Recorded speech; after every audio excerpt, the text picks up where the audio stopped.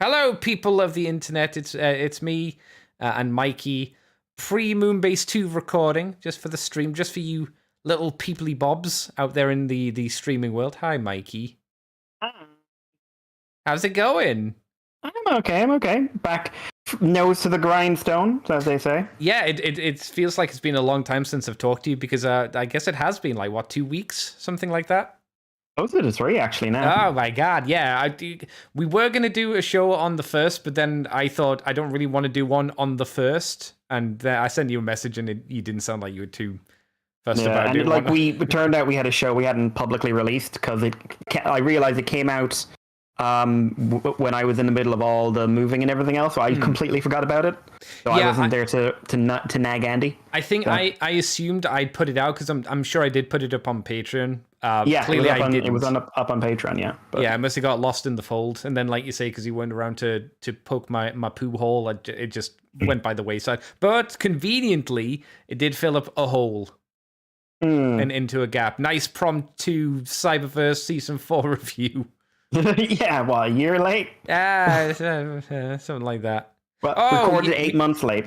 We should do that like the thing that everybody's been asking us to do, a review of the Machinima series. I say that ironically because no one tells us to do anything about I was going to say, if you're asking me to do that review, here's my review. It was one of the worst television experiences I've ever had. You know what we do? We say that we're going to do one, and then what I do is I get Gruff, and I get somebody else, and I get them to record their thoughts on it, and I just put it up on Moonbase 2. And they're just like, we haven't seen it. We don't tell them to watch it. We just tell them, give your opinion. I like the idea of getting like 3 people together, or 2 people together, including myself, and go, oh, guys, just start the recording and just go. Just let the conversation flow. I got to go and quickly do something, but I'll quickly jump back in, and I'll just roll with you with what you're saying, and then I just never join back again. I come back like an hour later. Yeah, like, did you finish? Good. All right, I bamboozled you fuckers. We done. I don't want to talk about that show. Okay, I found something weird. Sorry. I absolutely don't ever want to talk about that show ever again because it is a terrible experience. But just scrolling through Facebook, and are they doing like a Cybertron mode Devastator that I didn't know about? For third party? What? Cybertron mode Devastator? What company? I'm trying to get the post up on I'm just scrolling through Dimechalk, and he's, I can't think of seeing one. Lucky Cat Microcosmos. I've never heard of this. Oh. Is that a new thing? I've never seen this before. This is like, we don't have images of Devastator, but we have them all the alt modes and stuff. It looks legend scale.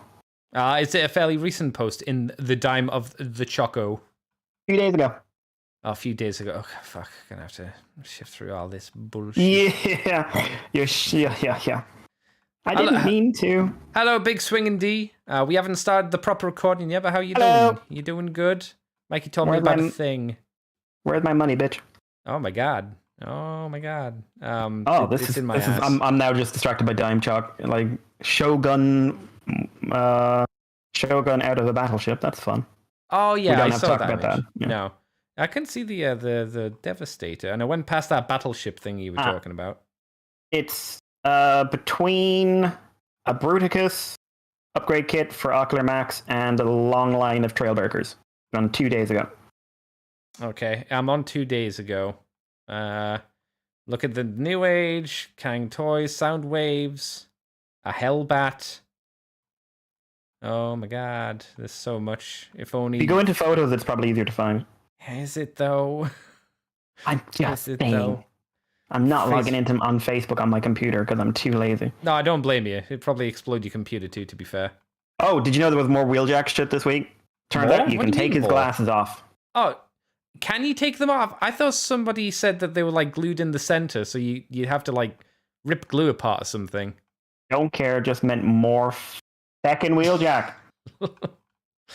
Know who the worst character in Transformers is? Wheeljack. Is he? Iron Warrior are doing... I've seen the Lucky Cat. That's weird. I don't like them. They look like gravity bots, if you remember the gravity bots. Yeah, God, that's come back. Like a cheap version of them, like they're the legend scale versions of... Was it gravity bots? Is that the third party company? Do you remember the ones I was talking about? Oh yeah. Oh, G Creations I think is the one you're thinking of. That might be it. Yeah.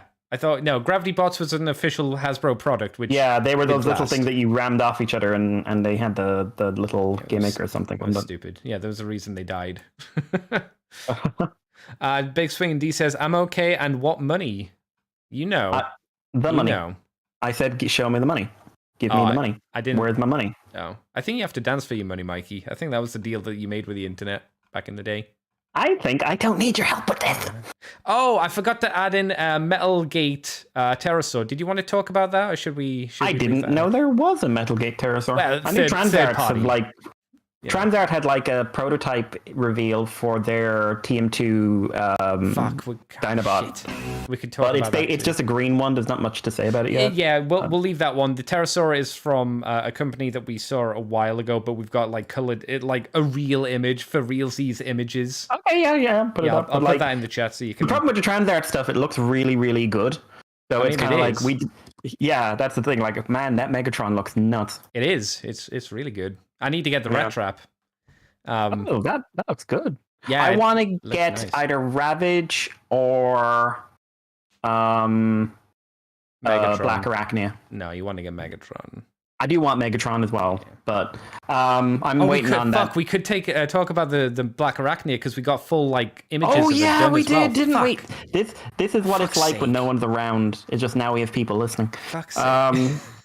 But I've got, I don't know where it is. I ordered the third-party Arachnid figure before Christmas, but just about when the strike hit. So somewhere in between England and Ireland, there is an Arachnid waiting for me. I think you'll like it, but I think you'll probably agree with me that she feels cheaper than you'd like her to feel. I mean, I'm kind of expecting her not to feel like top end because she was like €40. Yeah. So she might feel a bit more like retail than most third party. Which it's no bad thing. No, it's just a bit sad when you're like, man, I wish the quality was a little bit heftier on it. A little bit girthier, a little bit full of cum, as they say. I'll take any Prime representation I can get.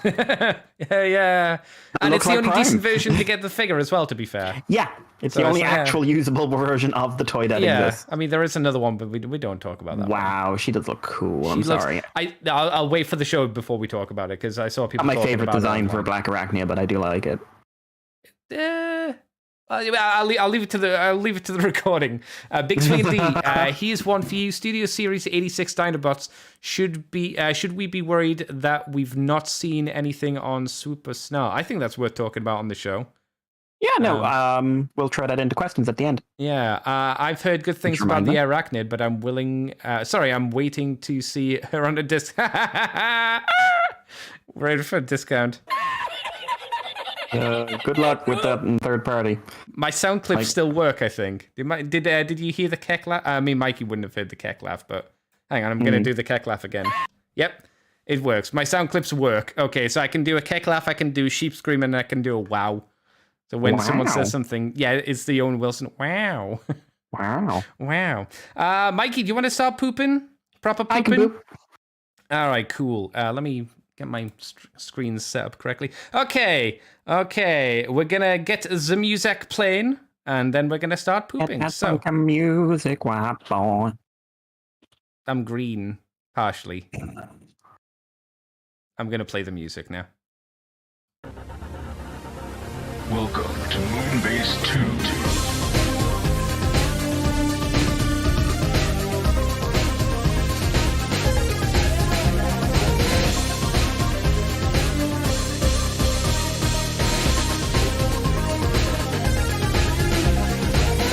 Hello, everybody, and welcome to the Moonbase 2 podcast. My name is Andy, Decade Andy, and it is the year 2023, not 2003. We are here. It is a new era. It is the first show of that new era, and I have birthed from my Pokemon egg a Mikey. Hello, Mikey. Hello, Andy. How's it going, Mikey? Not too bad. I'm a brand new version of me. Yes. I replaced the old one over Christmas, so... Is that still a thing with Vangelis? Is he still killing off clones and replacing himself with a new clone each year? As that thing stopped?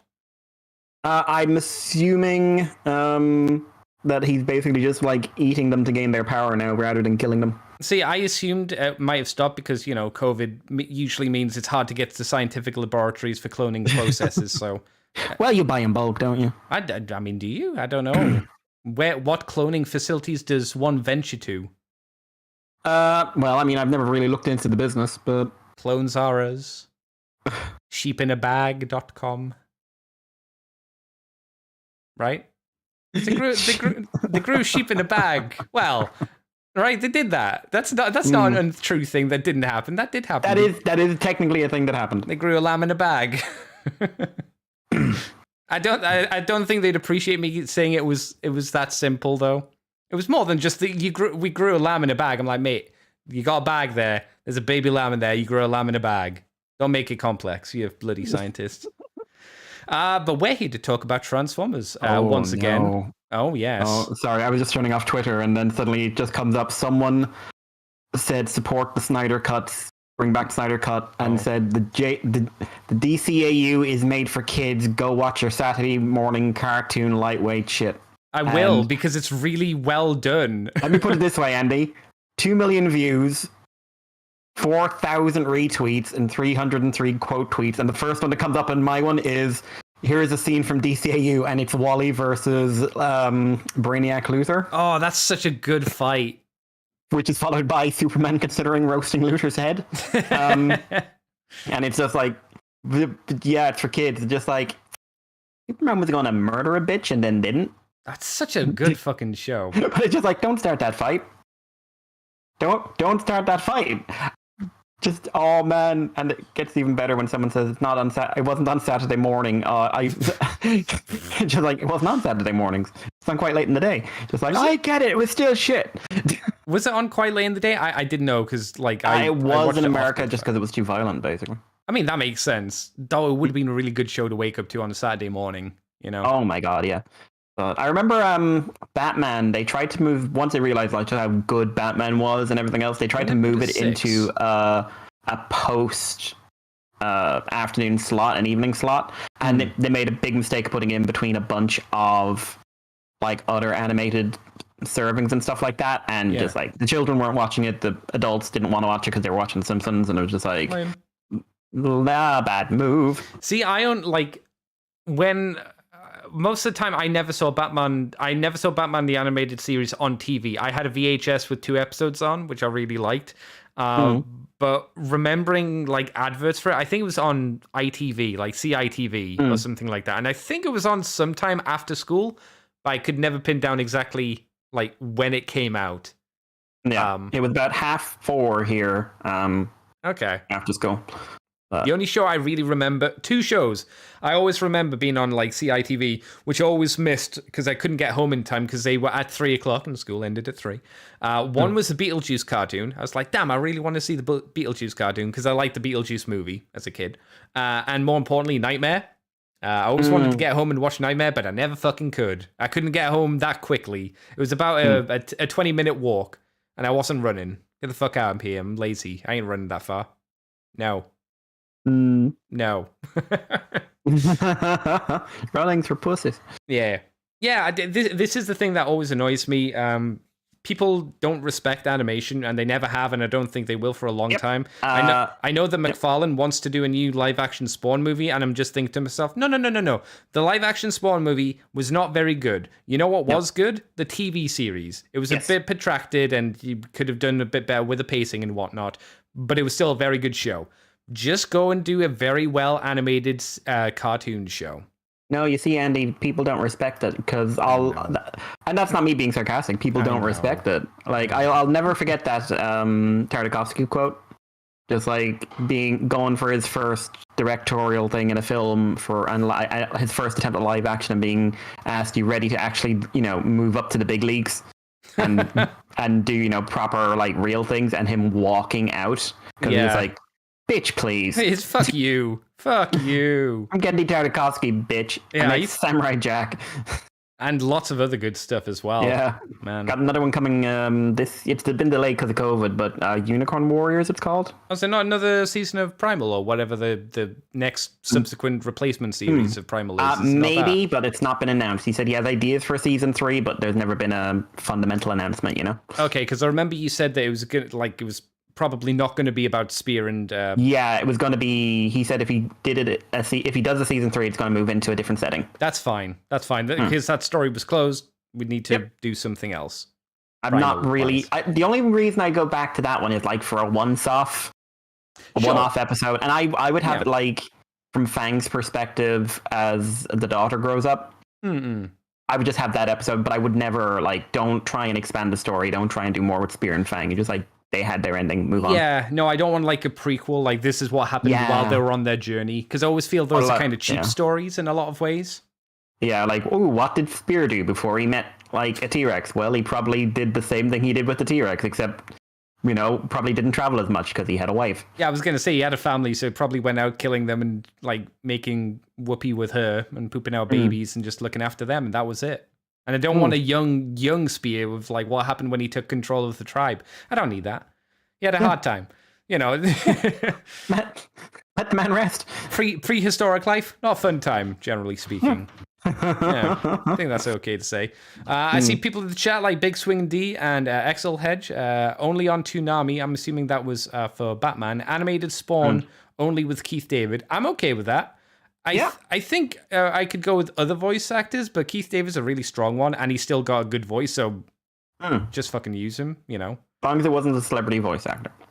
You could argue that's Keith David, but Keith David's actually a good voice actor as well. Though I don't think he does a lot of. Became a voice actor. He doesn't do a lot of voices, I think, does he? No, he does Keith David. Yeah, he's like Tony J, or like Tony J was. Tony J did the Tony J voice, but it was a really good voice, so you just went, oh, okay, whatever. It's like, more of that. That man can act with his voice, but he ain't got range. No, but damn, he's good. Damn, he's good. And Big Swing D says, if I remember, Justice League was on Sky. Like Sky 1? I would have thought, no, it was on Cartoon Network. It was definitely on Cartoon Network. I watched it on Cartoon Network. Yeah. No. Yeah. It was again late in the day. I can't remember exactly where, because I do remember watching that after school and being like, damn, this is a good show. But Mikey, Transformers news is afoot. So let's go and talk about some fucking news, boyo. Boom. Robots. Mikey, Newage have shown a load of new molds and repaints and whatnot, and the first one is the H51 Hawk and the H52 ER, one of which is Ironhide, and unsurprisingly, the other one is Ratchetto. They're 9.8 centimeters tall, because that's very important. They come with a variety of accessories. Variety of accessories. Ironhide is what you would expect. I mean, both of them are. It's what you would expect from Newage. They're very accurate to the G1 counterparts. They're arguably a lot better than what Hasbro's put out. You could argue if you want to be mean, I would say. I saw well, I don't know how good Ironhide is, but I saw Ironhide and Smiths and was just like, 40 watt now? So enjoy him, people who can get him. I hope he's good. I will not be paying nearly 50 euros for him. I tried to win him, I think, in a Thu contest, and I was like, this would be the only way I would ever get that Ironhide. Yeah. If I could get him for free from somebody, I was like, I'm not paying for him otherwise. No. They do come with a load of accessories. He comes, unlike the Hasbro Ironhide, he comes with a removable trailer thing with the guns and the other bits, a jetpack, his other gun, open splayed hands with a wrist action to him, and then there is a nozzle, which I think is meant to represent one of his weapons from like Modern BCI or something. His arm switching thing. Yeah, the thing that they do like once or twice, but never when they actually need to do it, or when it's convenient to the plot. Gas or whatever it is. Maybe. Because I know he had a thing where he shot things out of his arms. It's like more than meets the eye. I remember specifically Jazz has a fishing rod grappling hook, which he uses once. Oh god, now I feel old. Wasn't it like Prowl and Ironhide that flew around the oil fire and doused it, or was it someone else? God. It might be a different scene. Don't remember. Yeah, there was a lot of just random woo-woo. Obviously, we've got a Ratchet who's unsurprisingly very similar. You might be shocked. New head sculpt, little beadly bob on his back. Less accessories. He doesn't have the jetpack, but he does have the fire blast effects. He doesn't have the weird gun nozzle thing. And the gun here, I mean, granted, I don't know how to describe it. So the other gun is a little bit different. Otherwise, it's pretty much the same figure. Mikey, what do you think of... Ratchetto and the Ironhider. What do you think of them? I think the base robot modes look good. The vehicle modes are like panels and panels and panels and panels, but hey-oh. Yeah. But the robot modes look fairly good. They're very posable. It's Newage. They do good shit. They're painted to 9s, which is one of the things that does turn me off Newage sometimes. Just like they're so painted, that's what you're paying for sometimes. You're getting a premium product, but man, is a premium. See, are you concerned that the red is all like painted metallic? Is that what you're concerned? No, it's just for me. It's just like it's not that I'm worried about the paint quality or anything like that, and the look. Like we see it like in regular shots, and it looks good. It's just like I know that's adding $20 to the price. Oh right, I see what you're saying. Yeah, it's a big deal for some collectors. I know that. I know that when some collectors get like. Let's use G.I. Joe the Baroness. Let's say she's mainly a black figure, right? She's mainly a black book. I know some people will complain that she's just black and she's got nothing else to it and that she needs a dry brush and something else. To me, it's not an issue either. But then some people are like, they really want to have like a little bit more extra paint. So I guess it depends what you're really in the market for, doesn't it? But you're not entirely wrong there. He seems more painted than, say, Toxitron, which I have, or Galvatron, which I have. Yeah. Ratchet looks good as well. I like the amount of accessories. I kind of wish Ratchet came with something a little bit more individualized, like maybe some medical tools or a wrench or something like that. Yeah, at least a wrench. I 100% agree that you should have like a hand-holdy wrench. The weird gun thing that I mentioned seems like it can be swapped out with a hand and it's meant to be like a torch blower thingy, but it doesn't look like a welding tool. Yeah. But apart from that, I think it looks solid. My real question is, how many crazy repaints? Well, the Shattered Glass Ratchet, which is not a crazy repaint. I would argue it's a really shit repaint, because, I mean, you got it. And it's not like a good repaint of Ratchet. Not good. It was on a good figure, which was why I enjoyed it. The actual repaint itself wasn't great. I mean, you didn't get it for Ratchet either, to be fair. You got it for Akane, obviously. But, for Ironhide, obviously, there's the black version, which is Diaclone, right? I think there's a Shattered Glass as well. What's Shattered Glass Ironhide? What's his color scheme? I want to say blue. Let's see. Is it blue? Glass Ironhide. But or is he black? All I can remember is like a weird image of him. Oh no, he's black. He's black. Oh, you see the Diaclone one, the black one with the red face. Okay.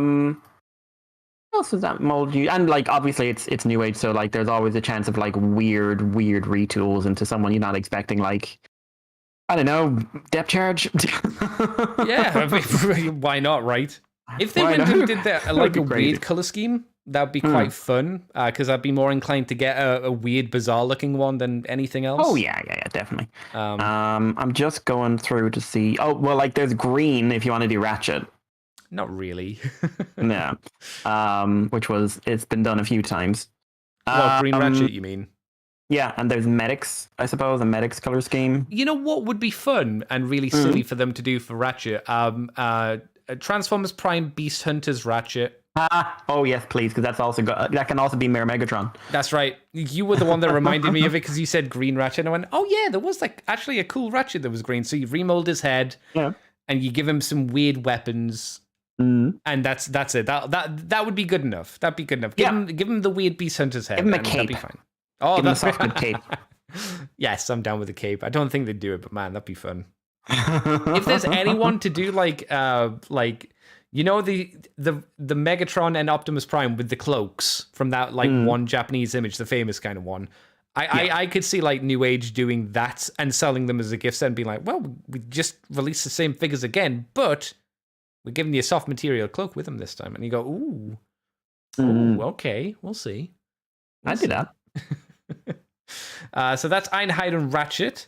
There's also Wildfire. And also a clear version of Sorry, that Wildfire is H46B, which is Shattered Glass Inferno, which I didn't know that was a thing, but okay.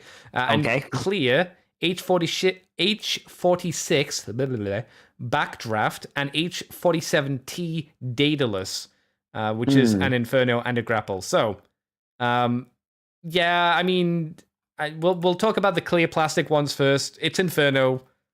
He's clear plastic. Yeah. You can have a more watery, jizzy looking water blast from Inferno if you really want. I guess that's see-through. It is. And Grapple looks like urine. Well, not a healthy urine, but a urine, a very cloudy urine where you probably need to drink more. Yeah. Please drink more water, chat. So yeah, the clear plastic is always a thing. Wildfire, though, he does seem to have a new head sculpt, I think. He's got a bit more of a smirk on his face.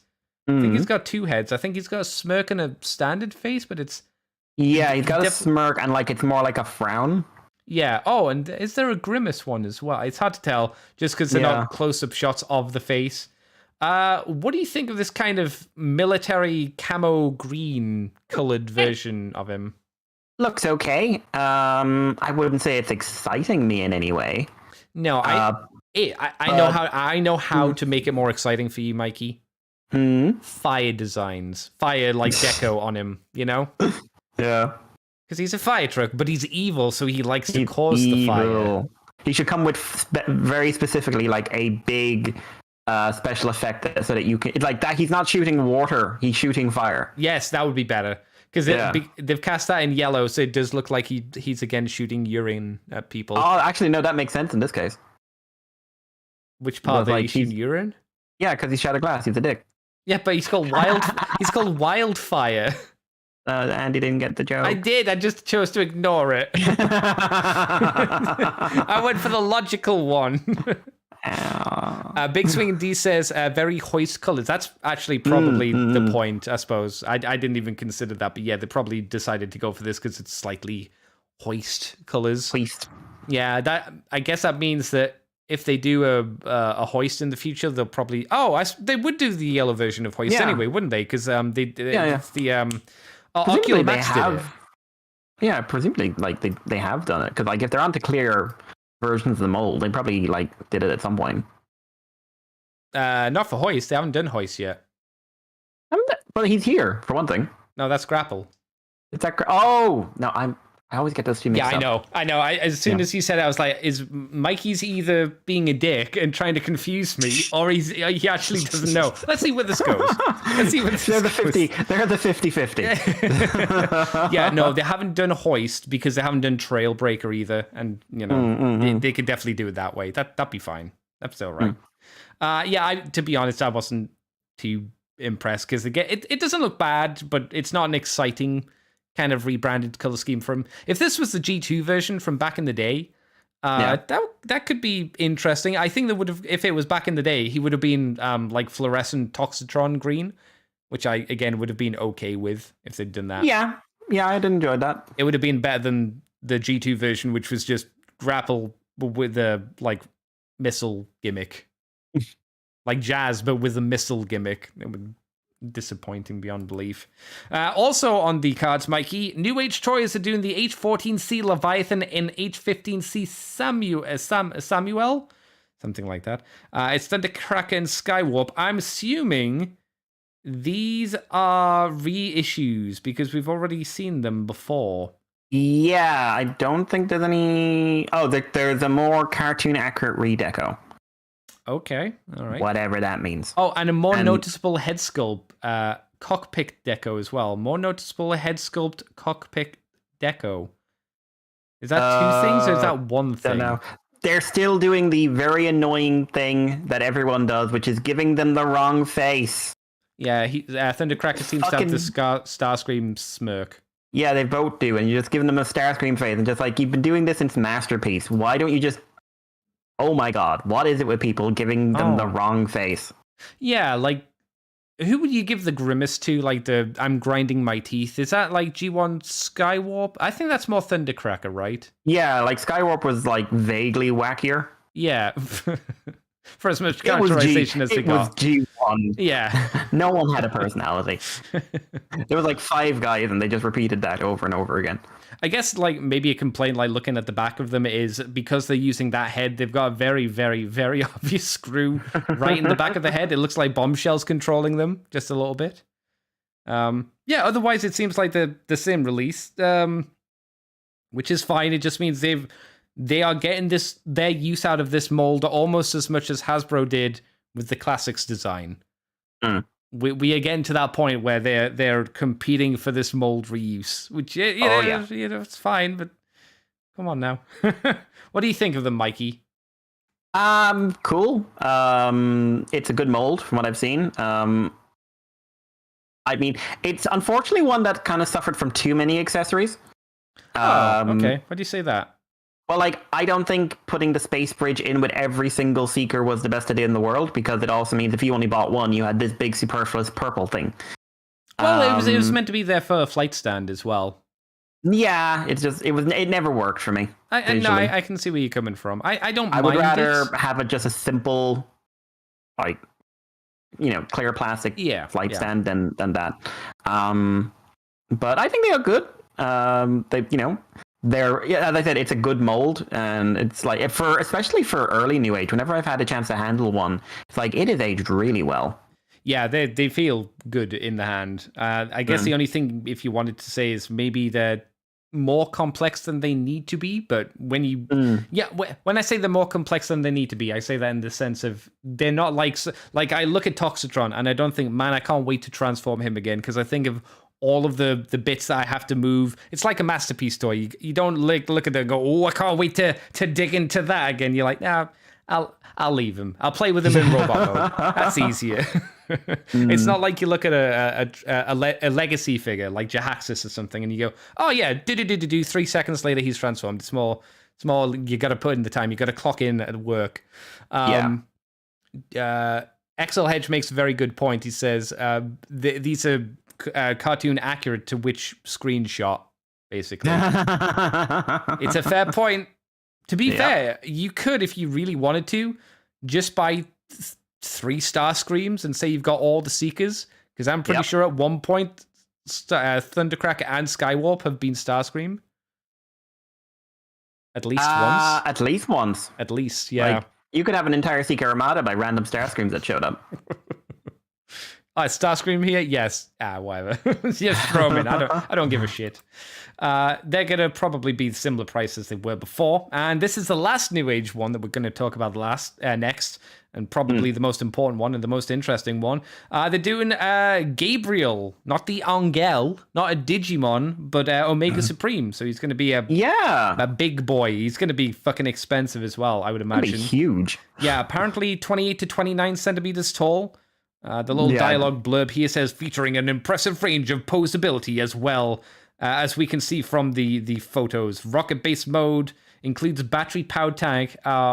Wait, I don't think that means it's gonna be battery-powered. At least I hope it doesn't mean it's gonna be battery-powered. I think it does. Can go along track. I'm watching the video. It moves on its own. Oh, I guess I can click on the video. I was gonna read a bit more, but yeah. Mikey, what do you think of this? I'm curious to see how this turns out. This is our first time, I think, any of the, apart from like a combiner, obviously, but any of the legend scale toy makers have gone this route with a very big single character. Yeah. And adding in a battery effect is unusual, to say the least. I would say, unfortunately, it's one of those things that it's neat, but take it out, because I want it to be cheaper, or would want it to be cheaper. Yes, I think that is a very, very, very fair thing to say. They must be really pushing this thing, because I've never seen them do like a video promo of something before. Same. Like Mang Motion is basically taken over as like the third-party promoter these days, but I mean, they're good, so why not, right? Mm-hmm. And he does a good stop motion, and I love stop motion. Very parts formery. Like, if you're looking for a nice, that'll piss clean off people. Some people hate parts forming. I would love to see if someone could engineer an Omega Supreme that transforms without part forming, in all honesty. Same. Like, the feet are kind of interesting. I saw some people say they didn't like the feet, but I think how the legs work seems Just it seems like a nice transformation scheme to me. I don't see what's wrong with the feet. Oh, I know what it is, because like you take the legs, like the legs fold out of something, and then you basically just like clip the feet around them. So it's not exactly like going out of its way to engineer something. It's basically like, here's some boots. I don't mind it, but I don't mind part forming. I think part forming can be very satisfying. Yes, sometimes it's annoying, and it's sometimes you wonder why they decided to make it parts formery. Is it just like a cost saving measure? Was it just like, this is the best option? Sometimes it just feels like it's the cheap option. But this is Omega Supreme. Like, what the fuck you want? Yeah, it's also kind of interesting how the shoulders transform. Like the shoulders go out of the way not to be part forming. Like the rocket doesn't actually pull apart. It just guards it out, really. Which is interesting. Kind of a little sad, because I like pulling like the arm off and plugging them in together. You know, when you just put the gray bit onto the bicep part. That was always kind of satisfying to me when I did that. For context, by the way, how big is this going to be? He's going to be the same size as the original Omega Supreme toy. Yeah, it's pretty impressive. He's going to be pretty big. Yeah. Like, that is kind of crazy in robot mode. And I guess it's accurate, because he's going to be bigger than their Combiner Devastator. That's for sure. Because the Newage Devastator is, it's not small. Yeah, and they also show him next to Motor Master or Minosaur, Legacy Mega Minosaur. He's nearly as tall as Minosaur. He's going to be a monster. Shit, wow. Yeah, he is. Goddamn. How much do you think he's going to be? I would say if he's under 200, I'll be shocked. Same. Yeah, because hang on. Wasn't the Devastator something like nearly 200? I think. Like 100 something. Well, the Devastator was, I think they were sold individually. They were at first, but the G2 one was sold as a pack. Okay. And he's smaller than this guy. Yes, yeah, he would be. So yeah, and again with the whole battery stuff in him, gonna make it a little expensive. Yeah, it's interesting to see though. It's ballsy. Yeah, I think it's cool. And it's like trying to do an Omega Supreme in scale with anyone. Like, obviously, it's only in scale if you use certain screenshots from the show. Yeah. But I think it's pretty interesting.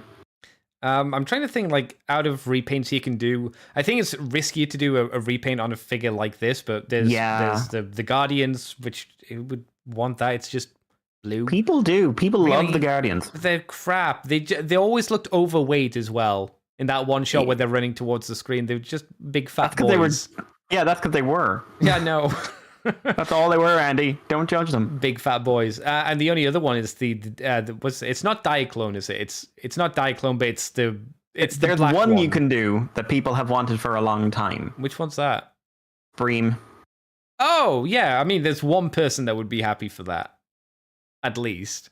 Only one human being on Earth would give a shit. Yeah. But they would care, to be fair. And it's weird because there's not been, granted, a huge amount of Omega Supremes over the years, but none of them have been done into Supreme. Yeah, it's a bit weird in a way. But to be fair, no one's done Action Master Bruticus colors either. True. Yeah. Action Masters, they're forgotten. Completely. Only Thundercracker is remembered. No, Slicer. Slicer's remembered. None. Oh no, I like the only one that's No, Double Punch was done, kinda as a Bokon toy. That was it. None of the other ones that transform in quotations do. Yeah. Normal ones have been touched, but that's about it. Huh. Interesting. Big Swing and D says, "Dang, almost tempted to go for that Omega Supreme for my Chug collection. It could work. It's." Yeah. Arguably a lot better than the Titan version, I would say, that we got a few years back from War for Cybertron. I think this looks a lot better, but it's also a lot smaller. But I think it looks good. Won't cost less, but I'd say it's probably better quality though. But that's a biased opinion. Yeah. But yeah, it's it'd be more interesting. Although this is because this is bigger, it seems like it's not going to be quite, like I mentioned with Toxitron, him being a bit more of a not a challenge, but a sit-down kind of approach to transforming. Because he'll be a parts former for Omega Supreme, he might be a little bit easy to like fiddle with, just because you parts former him a bit. So, Mikey, how dare you forget the Lugnut Supremes? I am wrong. I was wrong to forget the Lugnut Supremes. Please give me a Lugnut Supreme in any shape or form. No. Actually, no. Fuck that. Fuck that noise, because that's not animated. Because what I want is an animated Omega Supreme. Give me animated Omega Supreme that you can then retool into Lugnut. Don't give me no half-assed, oh, here's the G1 version. Fuck your G1 versions. Give me the proper Omega Supreme. What the fuck is wrong with you, third party? It has been more than 10 years and you've not done more than what? 2 third-party animated figures? Mostly from one company. Yeah, like there were rumors of a few, and like there were like prototypes for a few others, and they still don't have any. And I feel like that's because you have failed me and you have failed the city. You know how I could piss you off, Mikey, by saying, what if they did a slight remold of this, but just gave him the animated head? And then when animated Omega Supreme, and you go, no. Why don't they just retool the arc into it? I'd almost take that. It's a bit of a weak sauce thing, but I mean, we're not going to get a proper one, so. It's just like, oh god, why do you hate me specifically? Re-release Blackout, animated Blackout. Re-release animated Blackout. Well, he was only sold in Japan, so. This is true. You know. I don't think they will. Hasbro Pulse exclusive. Oh god, have you ever Googled the price of him these days? Oh no, I'm scared to. I want him to beat Dave to death with a brick to get his, if he hasn't sold it already. The thing is, I like Blackout animated, but it's not an amazing toy. I like Dave, but I'd do it too. I would do it, but let's call a spade here. It's not an amazing toy. The Blackout, no, but I mean, yeah, you know, it's animated, isn't it? Yeah, but loose, 205 plus shipping plus customs. Woo, sheesh. Boxed, brand new, 277. Wow. And then the next one. Would you like to know what the most expensive one boxed is? Yes, hit me with the big number. 463 plus 60 shipping. I did my screaming sheep too early. from the you want to know? So would you like to know where it's shipping for? I was going to say, do you want to know where it's shipping from? Is it Australia? It is the United States. Oh well, it's cheaper than Australia, so that's something. Yeah. No, what's going on there is someone is trying to make a little bit extra on the shipping. Because I would have thought the shipping is about like 20 to 22 is average shipping from the States. Yeah. That is someone who's trying to make a little extra on the side. Mm. And like, you know, it's one of those toys I think we all have a little bit of buyer's regret for not picking up when we had the chance back in TF Nation days when it was like 60 or 80 or whatever it was. I think most people assumed that America would release it and it would be cheaper. That was the assumption. It would one day come out. Yeah. It did not. It did not. No. So it was the same for the Hydro, whatever it was called, Hydro Bumblebee. And the leader Optimus Prime with the Power Master Prime wings, Star Saber wings, whatever that one was called. Those were both of those two. People like, we'll get it. No, we didn't. Yeah, we didn't, and then we saw like concepts for Marauder Megatron, and we just like, I'm sorry, what? Yeah. See again, there's another HasLab thing you could do. You've already got the design. It's already well, it was made at some point. Just make it. Don't sell it for like the amount that you sell the other Transformer figures for, but a little bit less. Yeah, than it would be like you save a bit of money on development costs. Maybe might be a good idea. But I'd be down with that. Yeah. Mikey, what about DNA? What have they been designing? They have been designing upgrade kits. Here's the shock.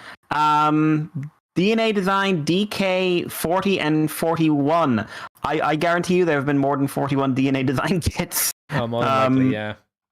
So 40 is an upgrade kit for Legacy Leader Transmetal 2 Megatron. So this gives you several parts to expand your figure. It gives you a new chest piece, new back piece, that can collapse in on the robot mode. In the current one, it just kind of hangs there, so it's got an extra joint in there and it'll collapse in for you. It gives you, what else does it give you? It gives you extension pieces for the tail, just 2 extension pieces, make the tail a bit longer. A new hand with a pointy finger. It gives you a new head It gives you a new headpiece. So instead of having the clear plastic and the weirdly not show accurate grimace for a line that was very into show accuracy, instead you have a more show accurate sculpt, not actually show accurate sculpt. Mm-hmm. The colors are wrong and some of the details are wrong as well. But they also replaced the forehead piece to make it a solid piece. And you get a judge wig. So you get 3 faces, and you get a judge wig for that episode where he's about to have Quick Strike executed. Good time. Good times. I was thinking about that episode randomly earlier on today. Oh, really? Yep. So, Andy, you and I are like slightly on the less enthusiastic about this figure. For me, it's mostly the front end of the dragon mode. Yeah. I think the robot mode looks good. I think the basic design of the dragon looks fine, but I think just that stepped appearance on the shoulders and stuff really take it down for me. And the short tail was something I wasn't in love with. Again, it was scaled for robot mode. It wasn't scaled for the dragon. So what do you think of this upgrade kit? I think it's nice. I mean, I'm a bit more open to the idea of this Megatron, but not for the amount of money that it's going for. Like £54 is too much. It kind of makes me wince. I saw him in Forbidden Planet. He hasn't hit Smith yet, but he hit Forbidden Planet. It was like they were looking for €65. And I was just like, no. I hear nothing but good things about this figure. It sounds great. Everybody says good things. You cannot convince me it's £54. It cannot be done. Again, if you want to pay £54 and give it to me or Mikey, I could accept that. You do? We should do. Will we open up a pair of Amazon shopping lists and see if those actually do anything? I see like some VTubers do that and some just personalities online do that, and it always feels kind of gross. Right?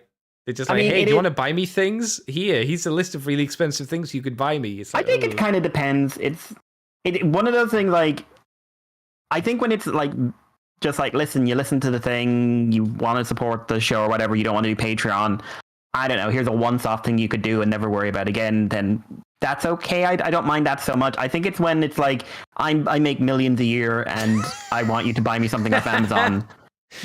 Like, no, buy your own shit off Amazon. It'd be even better as well if like you put up an Amazon list and it's like full of like really expensive like computer software and hardware and stuff like that. It's like, I'm a millionaire, but you could buy me this stuff if you like. Like if Henry Cavill said like, I want you to buy me Warhammer. Henry, you could buy your own Warhammer shop. That'd be great. I like the idea of Henry being like, oh guys, can you spot me some money for some Warhammer figures? Please, I don't have enough space in my room. I need a bigger house. For my Warhammer. I believe he would do that. I believe he's a cool dude. I don't know. I think he'd do it as a joke. I think he would buy a new house to have more space for Warhammer. I could believe that. He seems like a nerd, so I'm down with this idea. Everyone likes Henry Cavill. Like, did you hear what about The Witcher? I've heard a lot of things about The Witcher recently, so you need to be specific. So apparently the spin-off show is atrocious, but it is, yeah. He left it, and originally everyone said it was for Superman, and then this thing came out of just like, he left it because he was really unhappy about moving away from the lore of the books and games. Yeah. And I just love the idea of this guy being paid millions to do this role, and just like, but this isn't what Geralt would do. This isn't what Geralt would do at all. And then he left. Seemingly, and then he didn't get the job he left for. I'm not sure how true this part is, but I'm pretty sure I heard something like this, that he made friends with the guy, one of the writers who I think is working on the animated X-Men 90s show that's, that reboot that's happening. Right. I think that he was talking to that guy who was a writer on the show, and they got rid of that writer because Henry was getting on with him. How true that is, I don't know. I hope that's not true, because that would just leave a bad taste in your mouth, wouldn't it? But that's the kind of pettiness that it sounds like it's true, especially from Hollywood, which I don't have a great opinion of, unfortunately. No. Yeah. In terms of like this upgrade kit, I think the new faces are a lot better. That's one thing I didn't really like about this Megatron. I think it's the way they did his teeth. They sculpted his teeth. It looked like, when you have the anime character who has spiky teeth. Beast Wars Galvatron? Yeah, it's like that, but it just doesn't work here. I think it's maybe because there's little gaps in the teeth, and you can see through the gaps. They got a little black bit to separate the teeth, and it looks a bit on the weird side. Granted, I don't like the weird triangle smile. I don't like the triangle smile on the Transarts Megatron either. I don't think that looks desperately good. But like very grumpy Megatron and then snarling Megatron, I think those are quite nice. I find the finger point hand a tad irrelevant. I think it's because his hand's sculpted that way, so it's like, here's a better version of the thing you already have. But it's like, why have that one finger pose and not like the entire hand posed? Pointing. Yeah, but you could have the other fingers done as well. But he's pointing, Andy. But the rest of the fingers, all of them. All of them, though. Pointing.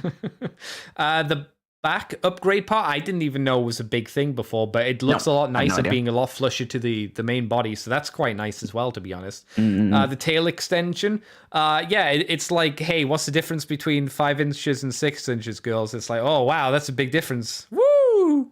Hitting all the good spots. So it does look a little bit more girthy, which is quite nice.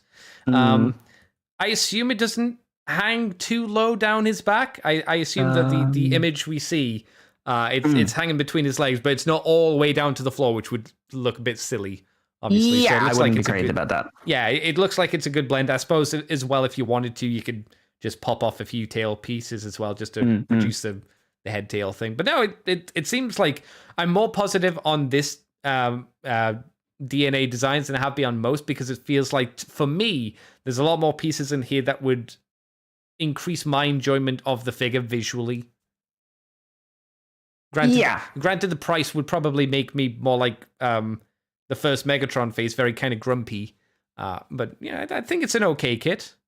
More fire effects. If you could have given him like some extra fire effects. That is. I don't like the fire effect that comes with the main toy. It's fine for like a mainline toy, but it is. Yeah, I think if they'd painted it a little bit, that might have helped it look a little less Cheeto-y. You know. I don't know. Yeah. But I know what this kit needed. The Book of Primus, or whichever book it was. That would have been really fucking obvious, actually, and a hand to go with it. Yeah, that would have been quite fun. I mean, the book's not really detailed, like when it's opened, so it's I have no idea what goes in it. So wasn't it just like a CD player or something like that when it opened up? It just looked like a book or something. Yeah. But like he would be like reading from it, and then you'd see it, and it would just be like, there is no information here. There is nothing here. You got it via Bluetooth. Yeah, but for what you're getting here, I think this is quite nice. Again, the only part that I just kind of shrug at and go, that's not something I would ever use, is the wig part. I'm not a big fan of the wig, because it's a fun scene, but it's, it's a fun it's not thing. Something I'd ever display it with. Yeah, exactly. It's like, it's nice, but yeah. But the rest of it, not bad. What about you, Mikey? Do you like it? I do like it overall. Like I said, for me, the faces really need to be a different color. But overall, they're an improvement. The tail I do like longer. The back I wouldn't. It's an improvement, but I wouldn't really care. Okay. Overall, I think it's a good kit. Yeah, upgrade. XL Hedge says the Dragon Bone needs a upgrade kit to hide the ugly bottom yellow neck panel and give it. And no, I disagree with this part that he goes on to say, and give it back the leg wheels for his vehicle mode. No, go to hell. To be fair, I would like. Oh, go on. The wheel detail is sculpted there. It's just thankfully not. I don't want to turn it into a racer. No, do I. There's only one dragon I will accept being a racer, and that's RID Megatron. Oh, okay. Yeah, well, he's a lot of other things too. So that's exactly. He's many things. He is all things to all people. But also, like, I would like if there were some extra pieces to fill out the space in the shoulders in the dragon mode. Oh yeah. To just make it a bit less of a like going down, and stop. Yeah. I think that's fair to say. I'm not sure what you could do with it, but there's, I don't make toys and I don't make upgrade kits for them, but something would be nice to work like that. Is it weird that when you look at the tail extension part, you can see where Megatron's head is, and his head is literally up his own ass? I mean, it has always been the way. It's just interesting. Just worth pointing out. Maybe we could have a cover for that to hide his ass. Yeah, something just to go over the top. That would be nice. Big Swin D says it had 2 cassette tapes in it, and I hate that I remember that. Oh, there you go. Yeah, I didn't remember that. Yeah. What was the other kit, Mikey, that you mentioned for DNA? So they have released upgrade. They're releasing DK41 upgrade for HasLab Victory Saber, because what you want when you spent $200 on something is to upgrade it. I look at the upgrades and I'm like, oh, I can see. I mean, they're okay. They're okay. There's one in particular that I wish they'd done something slightly different, but I would also say, like, everything I've heard about Star Saber is that it's a really good toy. That is, the QC is not up to the QC on when it works fine. When something went wrong, it always went wrong in a way that's like unavoidable. Yeah, like paint issues, ratcheting problems. The chrome was a mistake. And it's a mistake on Detsaurus as well. And of course the Zavi thing. Oh yeah. What? Yeah. For those who don't know, Mikey, what happened with Zavi? So Zavi was the distributor for the EU for Star Saber. So you placed your order with on Star Saber, and then it's made to order. Zavi would send in the number of orders. Those would be added on to the HasLab, and then boom, you get your made to order figure. Turns out they didn't do it that way. No. They ordered in some figures. And when many people, including Nicholas Roach the third, confronted them about this, their response was a form email saying, sorry, this item has been cancelled. And just like, no, you did not do the order right on this exclusive made-to-order thing. And I've never bought from Zavi. I've thought about it. I was going to actually try and get the Ultimates, the Super 7 Ultimates Terran off them. Oh. And then when I went to close to Christmas, I noticed it had vanished. The pre-order had vanished. Had it sold out? No, it had not. They just took it down, which is, it turns out, Zavi has a very bad habit of making things go away. If they don't have it in stock, don't try to buy it. Oh. They do have a thing I want from there. They have a Baron Zemo, which I'm kind of tempted to get. Is it in stock? Yes, it's on sale. Then give it a go. But fortunately for Detsaurus, like, there's now Hasbro Pulse Hasbro Pulse Germany, rather. So, you'll pay a bit extra in shipping, but you'll be able to get hold of the figure.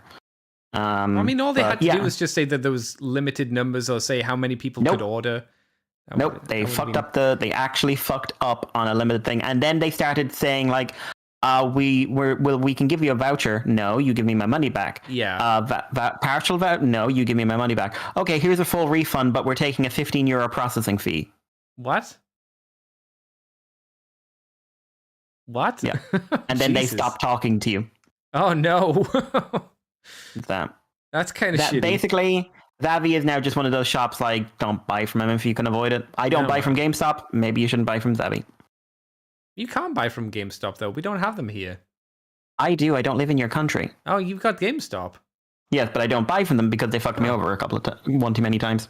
Is it not just like the same as Game? I mean, no, Game's gone. Oh, wow. We don't have Game anymore. You kicked out Game and got GameStop. Well, GameStop we always had, but Game left there, 5 years ago? Oh my God, Mikey. How dare you? So we have the international one. Do you get cool things? I mean, I was going to say, do you get cool things in there? But you don't go in there, so you wouldn't know. No, and what they have is overpriced. Massively over-fucking priced. Oh. To a ridiculous degree. But also, they fucked me over one too many times. Are they Forbidden Planet? But for they gaming. Are worse than Forbidden Planet. Oh my God. Forbidden Planet, has stuff on sale sometimes. Oh my God. I've never seen Forbidden Planet have a sale. It's been a long time since I've been in one. I was in one recently, and they had T-Rex, the Kingdom one, which in most places is still full liter price. They had it on sale for like €30. Okay. Which I thought that was pretty reasonable for it. I mean, I've got the Jurassic Park one. I'd get the only one I'd get would be the Beast Wars one, but that's hen's teeth to find now. See, I don't like the look of new Forbidden Planet. I like the old Forbidden Planet with its crappy, like, worn down red carpets. And it looked like a fucking dungeon basement. I've seen images of what, like, the one near me looks like now, and it's like, oh, it's all white and clean and these open spaces. I'm like, no, it needs to look really oppressive, like a place you don't want to go.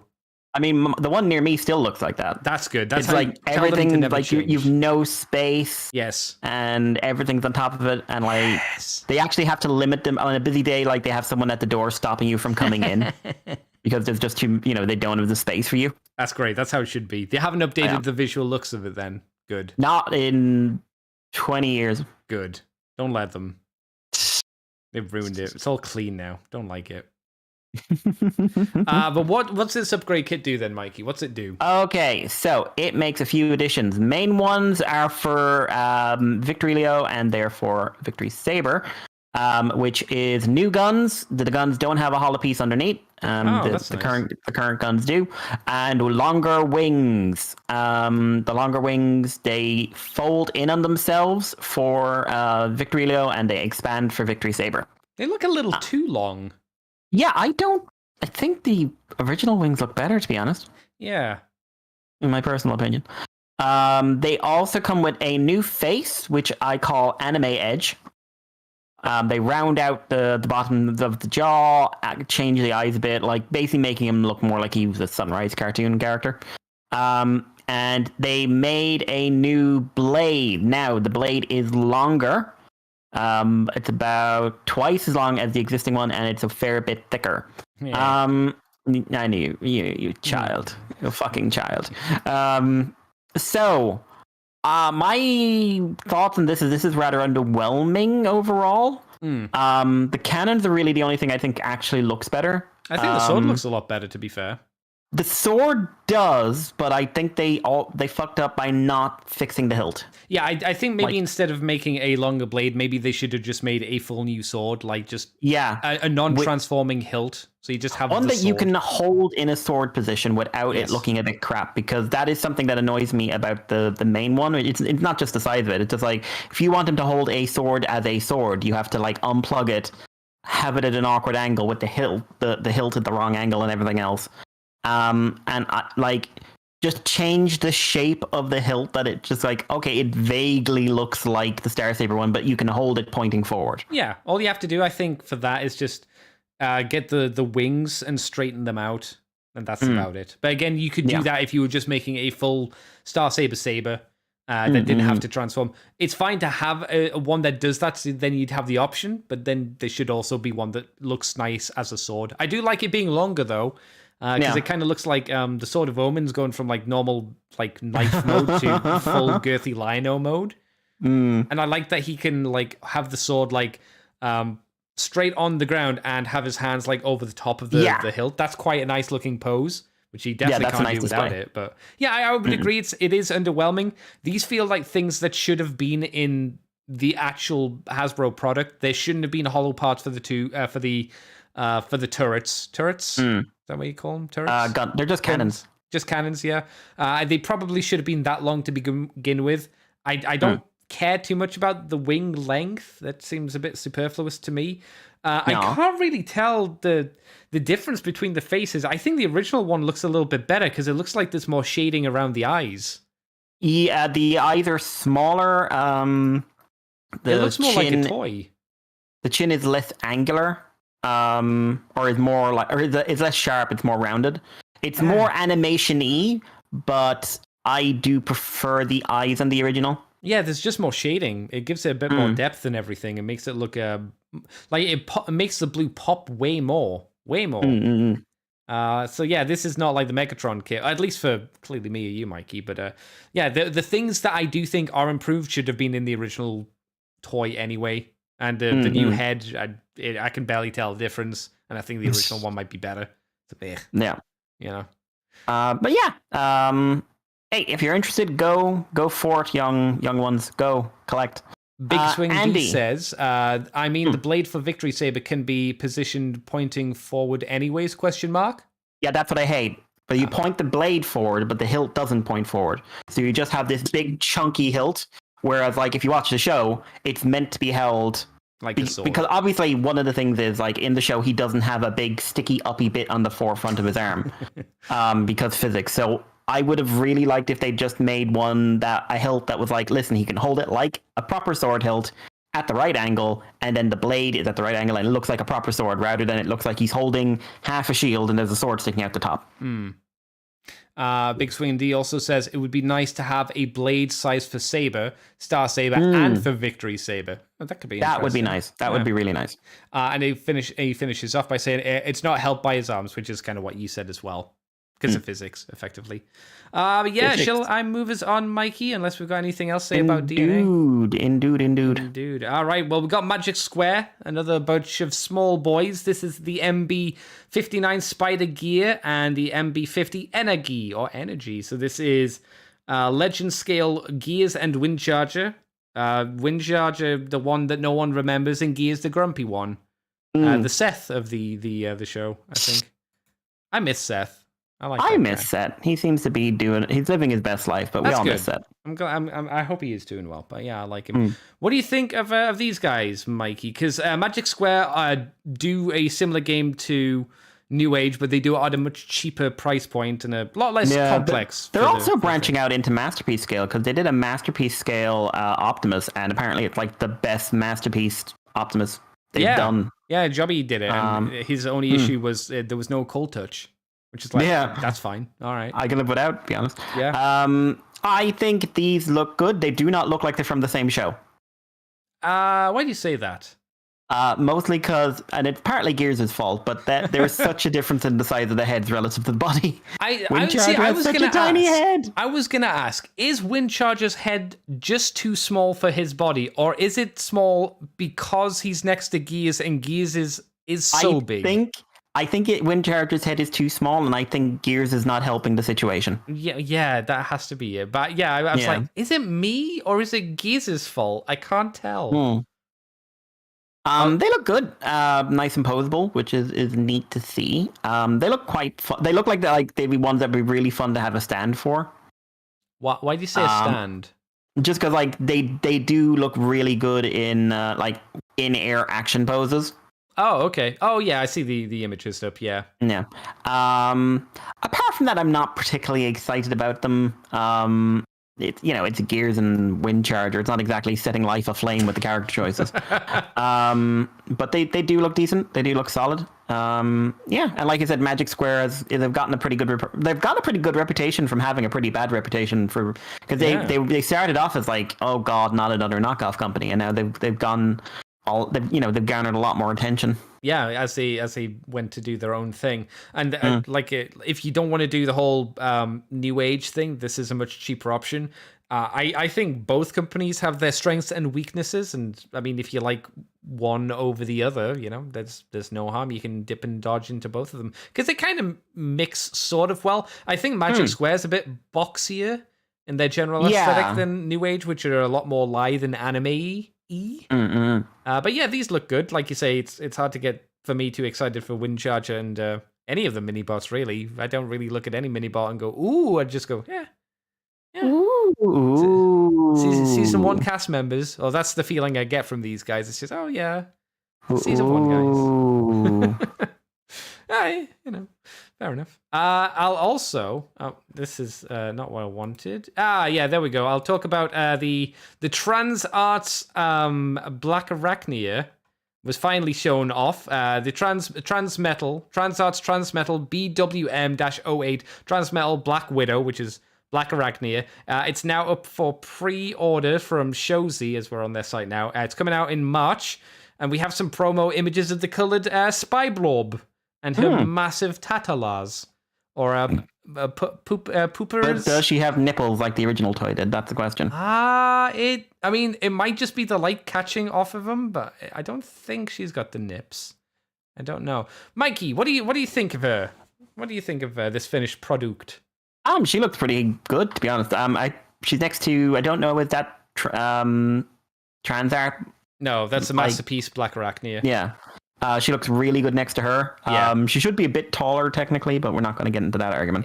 But yeah, the robot mode looks really solid, really show accurate. It's an interesting design as well. It's like basically all blades. And like it's always been more humanoid, so it's always been a bit more interesting to me, to be honest, in terms of proportions. Oh, you dirty boy, Mikey! Oh, calm down, Andy. You lad. Beast mode is good. That face has always freaked me out, which, you've captured that look. I hope she can stand up a little higher on the legs, but I suspect she can't. Yeah, her feet are not the best. I don't think. Like it looks like from the pose where she's got her knees pointing in. It seems like the ankle joint for the ankle tail is quite far back on the leg, where the high heel part is. Which I don't know how easy that's going to make her for posing, because she's going to have not a lot of back kibble. Because that's something worth talking about, but she'll have a bit. And she's standing on high heels, so like I do like you can use the legs to hold her up in robot mode. Yeah, that's legs. fun. That's an interesting little visual. Overall, I'm happy with her. I think she's turned out really well. What do you think the hubbub that I saw online about this figure was, Mikey? Is she blue? I don't know. No. I haven't seen any hubbub about this figure. The hubbub, oddly enough, the hubbub I saw about this was, oh no, she's a parts former. Is she? Well, yeah, because look at the robot mode. Yeah. Where does all that spider anus go? Oh. Yeah. So that's the issue people are having. That you're going to probably be pulling off the anus of the spider, and probably the further up part of the spider as well. And some people have got a big craw in their I don't care. Thing. To be blunt, I don't mind either, because I got the original hang on. Scroll down. You can see what you like. You can take it off, but clearly the intent is to leave it on as well. Yeah, you can do either. You shouldn't, because it splits down. It splits down the middle, so you can leave it on and give her a cape. Yeah, again, I don't think that's a good idea. I think that'll definitely make her fall over, to be honest. Oh, yeah. But I'm just saying, like, clearly, if you're afraid of parts forming, the option's there. Yeah. But if you're afraid of parts forming, I don't know. Again, remember how physics work in Beast Wars. They don't. Yeah. Everything goes inside of them. Watch Dinobot's transformation. Oh, which one?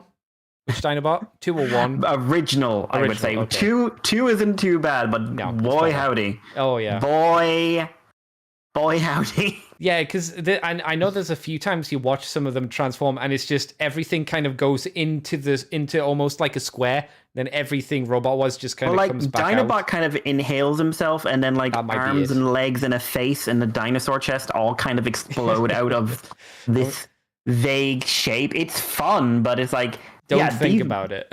There is no transition here. No, it just happens. Yeah, just like shut up, it's happening.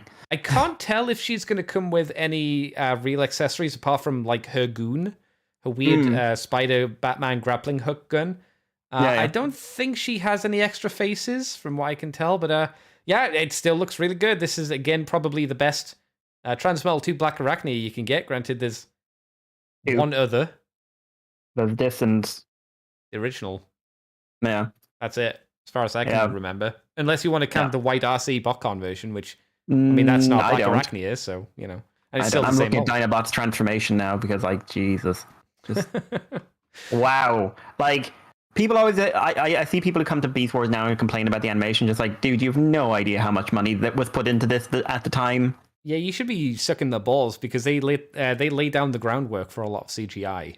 And they, to be blunt, they were the most expressive. Oh my god, it's so hilarious! But they were the most expressive CGI for years. They were more expressive than Reboot, and Reboot was expressive for its time. Yeah, the biggest issue with Beast Wars was, I think, more than anything else, the textures. The textures are the thing that make it age way worse. Like, Beast Machines looks like a better show because the textures are nicer.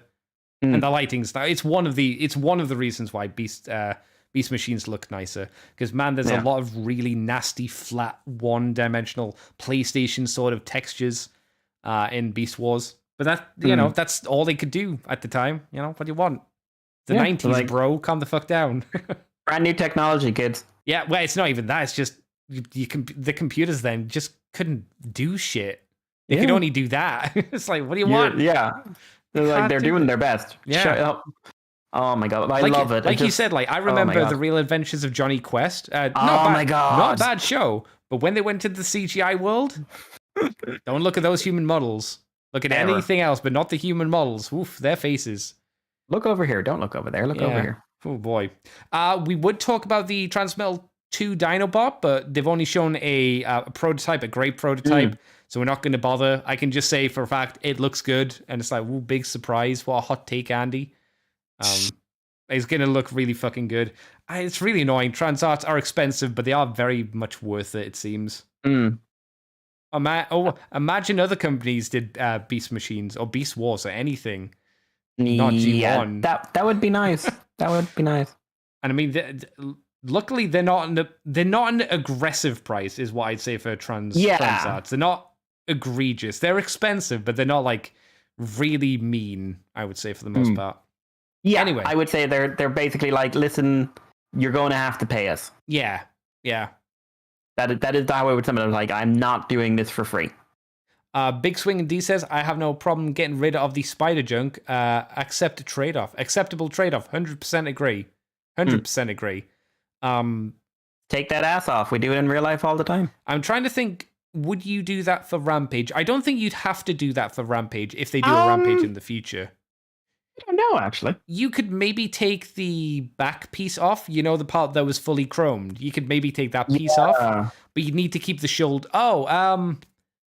No, you'd need to do something with the shoulders because the G1 toy had those shoulder pads that flared really far out. So you could probably make those parts formery as well, which would be fine. Again, they're chrome bits, so anything chromey, if we can put that in a nice safe location, that would be good. He also says, I'd love to see someone do a similar update to Rampage. Oh, we were just talking about him. Though a Cranky Crab Man is just what the collection needs. Yeah, I do him and Depth Charge. Hell yeah. I'm down with that. I'm trying to think who they haven't... You know what would be neat to see? Quick Strike. A one that's not clear plastic. That would be quite cool, because he was only like whatever the basics were called back then, or the Scouts. Quick Strike and Silverbolt would be quite cool to see. Yeah, I'd like Silverbolt. Yeah, I'd like Quick Strike more. Oh, Tarantulas. No, we've said Tarantulas before. I'm sticking with Transmetal 1 Transmetal Tarantulas, I'm going to say. Yeah, Transmetal Tarantulas. Which is my favorite version of him. Yeah, he's really cool. He really is. Like if they say Tiger Hawk, I'd be like, oh... I mean, redesign him completely. I've never really liked that design. Yeah, I mean, he's not bad. I wouldn't be against it, but I'm like, you know, Tarantulas. Come on. Tarantulas. I'm poking them. Come on, do it. Do it. Mikey, what's next on the table? We're moving into real boy things now, big boy things. Okay. Well, we still got one. We've got it. Yeah, you want to take that? Yeah. Metagate G04 Air King. So we've got to see the figure, which is up there it's on sale on Bombus Bee, which I have heard of. I haven't bought anything off Bombus Bee, but I have heard them. It's currently $80. And it is a masterpiece scale third party pterosaur. So it's clearly gone under the radar a little bit. This company's done prototypes a while ago. Yeah, long time ago. But this company has done a movie Drift as well. Oh. This is 04, and I can't find any 02 or 03. Is that a bad sign? I don't know. If someone knows of 02 and 03, please hunt it down so I can gather information. Yeah. I'm just trying to get the company stuff off my go away. So this is a perhaps overly detailed version of Pterosaur. I think it fits in with the Masterpiece line well enough. Yeah. He's very scaly. Yeah. Very, very scaly. Posability looks solid. There's a bit of cheating going on with it as well. Like you have to move his bike flaps out of the way for it. He's also got a really weird wrist movement, which is mostly transformation. I've just seen that in the video. Jesus, what's going on with the wrist? Yeah, it's mostly for transformation, I'm assuming. But he's kind of got this vibe of someone who has designed toys before, but not necessarily like this. He looks like a third-party transformer, is how I would describe it. It does not look official. No, it does. It definitely doesn't have a feel. I hope it feels good, but it doesn't. Looking at it doesn't feel like high quality. No. Is it because is that because of how the neck joint's done? Because it looks like this weird, clear, whitish plastic, which looks really, really ugly. It is, and the transformation itself is using a lot of awkward looking rods and stocks and stuff like that. Yeah. Also, like, there's a pretty significant error in the paint scheme, which is the face. Oh. Because I know what you mean. For some reason, they've decided to paint all they've recessed his face a lot, and the other thing, they decided to paint the entire front of the face white, which it isn't in the show. It's red. Also, the paint job itself doesn't look very clean. No. He comes with 2 extra faces that again have that exact same. It's not a paint error. It's got the same paint scheme there, with different expressions and a couple of guns. But that paint scheme is really not great to me. Really not great. Also, like he comes with a stand, but looking at the quality of the stand, the quality of the plastic and the plastic marks and nubs and whatnot, that doesn't look very high quality. No. I'm kind of the opinion this looks fine. What do you think?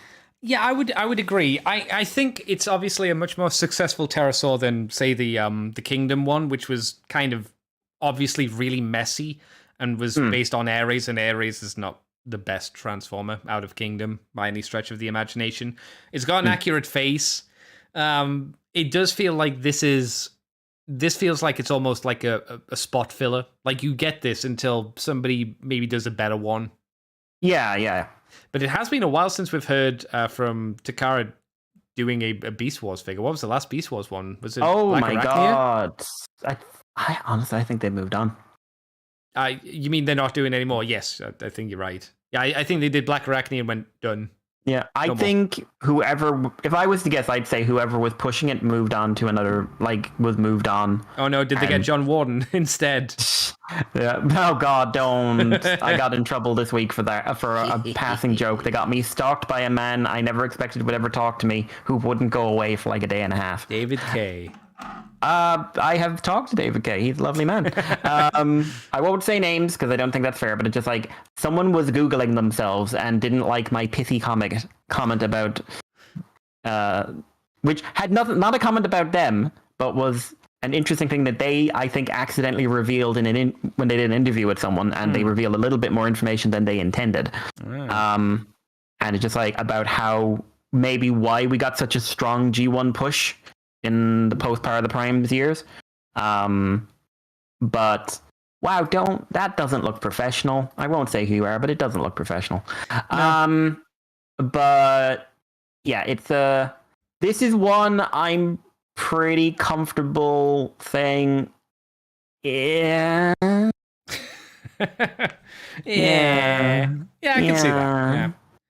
I think this might be one of those figures that it maybe looks better in images and video than it does in person.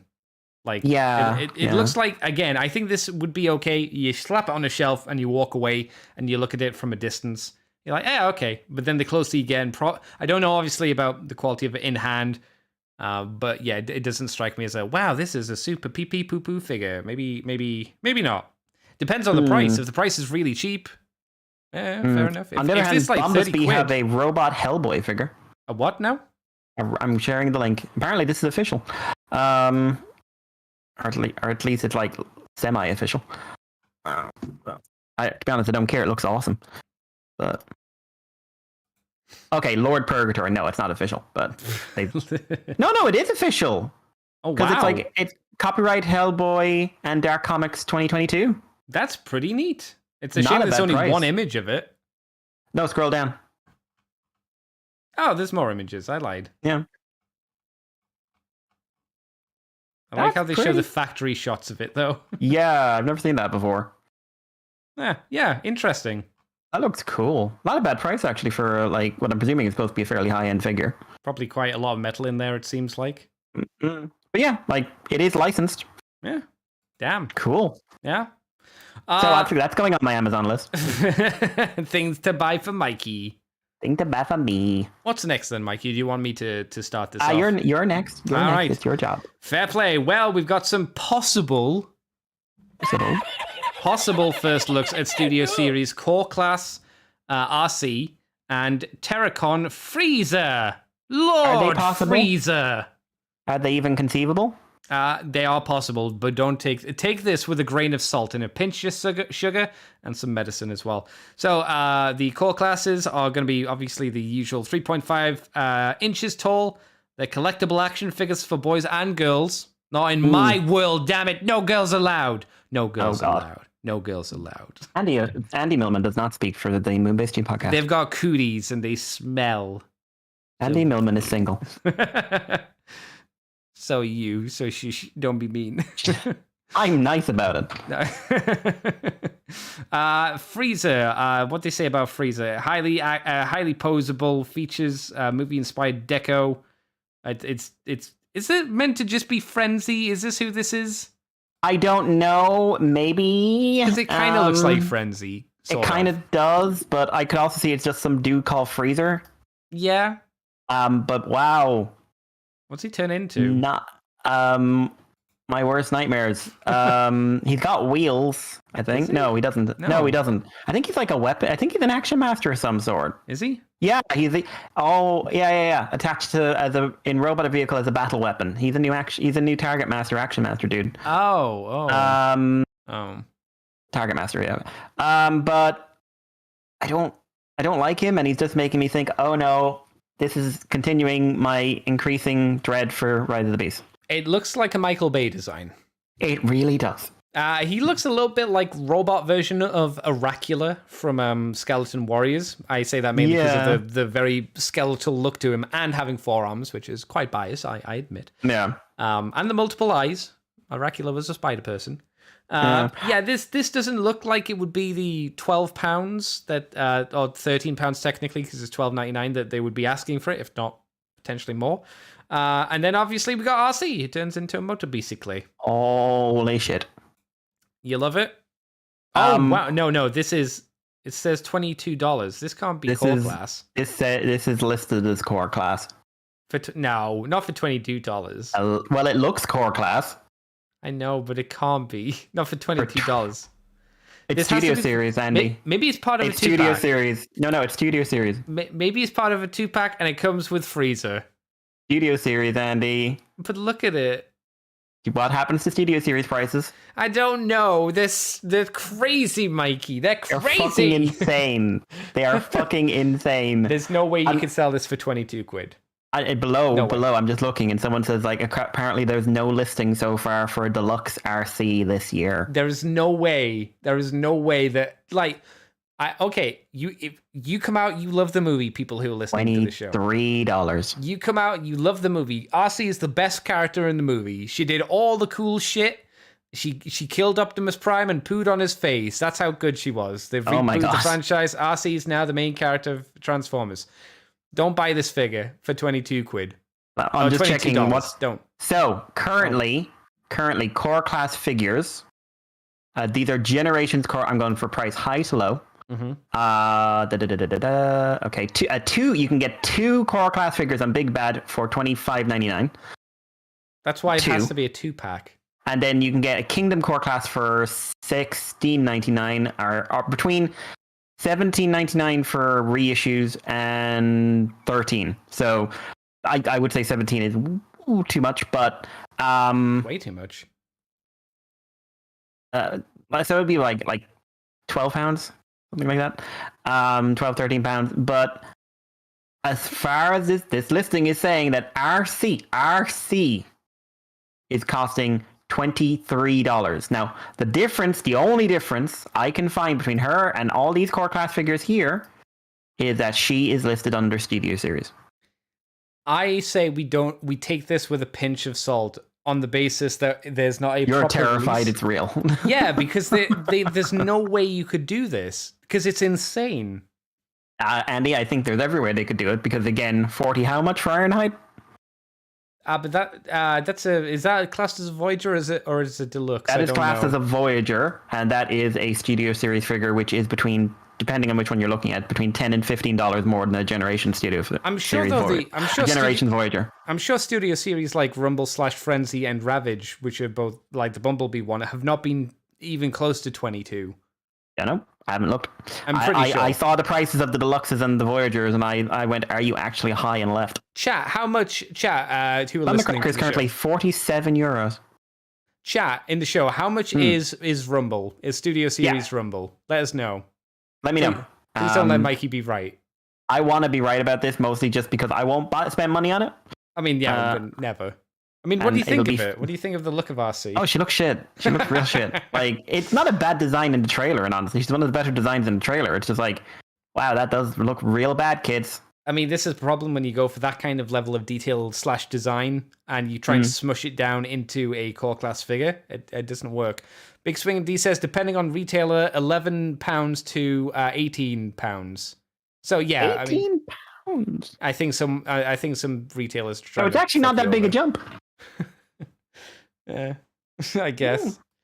Yeah, I can't say that these look great. I expect more from core class because G2 Megatron's really cool. Yeah. There you go. There's more Rise of the Beast stuff as we move on. The first look of the authentic, in quotations, Bravo Optimus Primal figure. Now, is this Rise of the Beast or is this just Authentic's Optimus Primal? Because this is very Beast Wars. It doesn't say. I assume it is just Authentics. I think it's just like because it looks like a scaled down version of the Kingdom figure. Yeah, I would agree there. So it is an Optimus Primal. He is smaller. I mean, the Authentic series is very much what the Authentic series is. I don't know what to say about the Authentics, apart from, like, the Authentics. They're not great. You know what the Authentics would be really cool if they were? McDonald's Happy Meal toys. No, seriously, they'd be really cool as Happy Meal toys. I don't think you should be spending more than a Happy Meal price on it, and you should also get shitty food with it as well. He's got very hollow arms, very hollow legs. He turns into a deranged gorilla that looks like he's been starved a few weeks. Yeah, with weird fangs. Vampire fangs or orc fangs. Oh no, that's orcs. Yeah, orc. Yeah. He'd be orc. It's common for the gorilla. It's true. And for some reason, they've molded his boob chest the same color as his weapons, just bright blue. Yeah. I mean, this is probably fine for like a really young kid. Yeah, just like the Authentic line is very much like. Basically, I've only ever seen them like anywhere on sale in like. Like Home Savers or something like that. Like, I've never seen one sold in an actual shop. No, like, yeah, I haven't seen them in Smiths and whatnot. Maybe in American toy stores or like Targets or something like that, but not here, not in the U of the K or in Iolando. I don't know what else to say about this guy. He's 4.5 inches. He is what he is. Yeah. Hopefully he's less than the core class RC. That's all I'll say. Hopefully. We've got a much better figure coming out from Rise of the Beast, I would argue. We get to see the images for Rise of the Beast Cheetor. It doesn't say which Cheetor it is, whether this is the Deluxe Cheetor or if this is the Studio Series Cheetor. Why do I make that distinction? Because there's a big difference between both the Deluxe Air Razor and the Studio Series Air Razor. The Studio Series Air Razor looks anus, and the Deluxe one looks way better. Yeah, I like the Deluxe one a lot more. Same. I think this might be the Deluxe, but don't hold me to it. Who knows? What do you think of Cheetor then, Mikey? Because I think this looks pretty okay. Yeah, I think it looks decent. Very clearly using the not like 100%, but 99% identical transformation to the Kingdom one. One thing I think the Kingdom one does better is that the Kingdom one covers up the arms in Beast mode a lot better. But the proportions are a bit better as well, and in general on the Rise of the Beast. So I think he's pretty, it's pretty good. It's a decent transformation. Hopefully they've solved a few problems with QC and everything else. Mainly feet issue as well, because the feet on the Kingdom one were not great. They looked a bit weird. These ones look a bit more natural in robot mode. Well, they look like they could hold him up for one thing. Yeah, a bit more. He's got a lot more color in him in robot mode as well, with some bronze added in. The maximal symbol looks weird in purple. Bad. It looks bad. Is that the maximal? Yeah, it is the maximal symbol. They didn't make something else up. Yeah. It just not like with his colors especially. It doesn't pop. And it's just it's not going to be there in the movie either. It's just there for the toy. And looks out of place. There's also a scene where there's also a photo rather where Cheetor is slapping Rise of the Beast with his tail weapon, which looks a lot more like he's sticking something up his backside. Which image is that? 26. Oh no! Oh no! It does. He's got a gut gun, which is nice, and I really like the face sculpt in robot mode. I think the face sculpt in robot mode. You can store the gut gun in animal mode as well, which is good. Actual gut gun. Yeah. But I think the face in robot mode is excellent. I love the sculpt in it. It's a good idea. Yeah, it looks Cheetor-y and animal. Actually, you know what it looks like? Cyberverse. Yeah, that's a really good one. Yeah, and like you say, it was a good design there. So it's like, port it over. Why not? Why not? I think this is a pretty successful tweak to the Kingdom mold. The Kingdom mold doesn't look that good next to him. This looks like a big improvement over it. Obviously, I think the original Cheetor is the worst version of that mold anyway. Yeah. Like I think the Netflix one looks better. I think Knight, what's his name? Not Ravage. Not Ravage. The grey one. Shadow Panther. You mean the Fox Kids repaint, whatever that was. Yeah. I think he looks better, and I think the Ravages both look better. Yeah, I would agree. So unfortunately, poor old first run Cheetor is just kind of like, hey, buddy. And he was one of the first Kingdom figures as well. Yep. He's one of the ones I actively avoided getting because I thought, he doesn't look good. Yep. I didn't hear anybody say anything different, to be honest. But I heard everything breaks, or at least there's a part that breaks in every single version of him. Oh, which part? There's a tab on the back of the beast mode. Head. Oh, really? Yeah. Oh, that's a bummer. Yeah. And then last up, Studio Series Wives. The last of the toy news too. We have possible, Mikey, not entirely sure, possible first images of a very, for some reason, photoshopped image of Scourge. Because Scourge. It's 2020 and it's super cool to be releasing images of stolen toys, but it's cool because I've put a weird filter on them so you can't be sure. Do you remember when they got into paint and drew over them? Oh my god, they just got markers and drew over the photo and then took a photo of the photo. Yeah, it was weird. Ugh. We also did see, I think just before we started recording, images of what Scourge is going to look like in robot mode. Not the toy version, the actual CG model. Did you see those, Mikey? I saw something going around, but the only thing I saw was I've remade this, and as far as I wasn't sure if it was just a fan thing. Right. So I don't know. I did see something, and it looked like it was based on this, but I assumed it was real, so I didn't look too hard at it. So you might be right; it might not be the for realsies images. Then I don't know. But what do you think of this toy, and what you can glean from under the filter? He's black. He is. He's very dark colored because that's what we need in Transformers in a movie where everyone's running around and there's going to be a lot of grey generics. Your main villain to be black and grey. Monocolor black for the most part. Yeah, sure. It's good we didn't have a movie with sure it's good we didn't have a movie with villains who are blue and red. And I think this is why. What was it? What was his name? Battletrap? No, the orange one, the yellow one, and black. Battletrap. Yeah, he looks a lot more interesting because he actually, has some color. Yeah, he looks like he stands out and has something visual going on with him. Yeah. But this guy don't. I'm sure Rise of the Beast is going to be a very typical Transformers movie, Mikey. Don't worry. I don't want it to be because they made a good one. They made a good one. They made a good movie. And now they're going to make another movie that's not going to be good. And then they're going to tell me I'm the problem. Yeah, well, why learn from your mistakes, Mikey, when you can just keep making them? Why can't they learn from their successes? No. Don't learn from your mistakes. Learn from what you did right, for fuck's sake. But how much more money did they make when they made Revenge of the Fallen? How much money did they lose on the last night? That didn't happen. Yes, it did. They lost 100 million. I don't remember seeing that. Bumblebee made money, but last night did not. But it didn't make enough money, Mikey. It made more money than the one they spent 600 million on. If we went back to the usual formula, we'll make even more money. But the thing. No. They lost lots of money. No. No. Why? No. Why? No. Why? No. Yeah. He's very one color. Mikey, what are the special guests coming up for shows in the future? Tell me of the guests. We have guests. Be our guest. Be our guest. So we have several announced for a few conventions. First up is David Sobolov, who is, of course, a pretty prolific Transformers voice actor. He's been in the Transformers since 1997, 98, where he played Depth Charge in Beast Wars, and then, of course, he came back as Shockwave in the very, very good show on Prime, and he's basically my voice of Shockwave.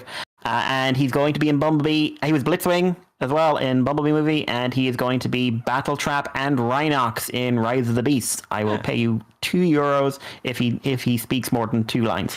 Well, yeah, he's a proper voice actor, so yeah, that's probably true. He's a pretty he does a buttload of stuff apart from that. He's very prolific and very, very good at his job. Also, he will read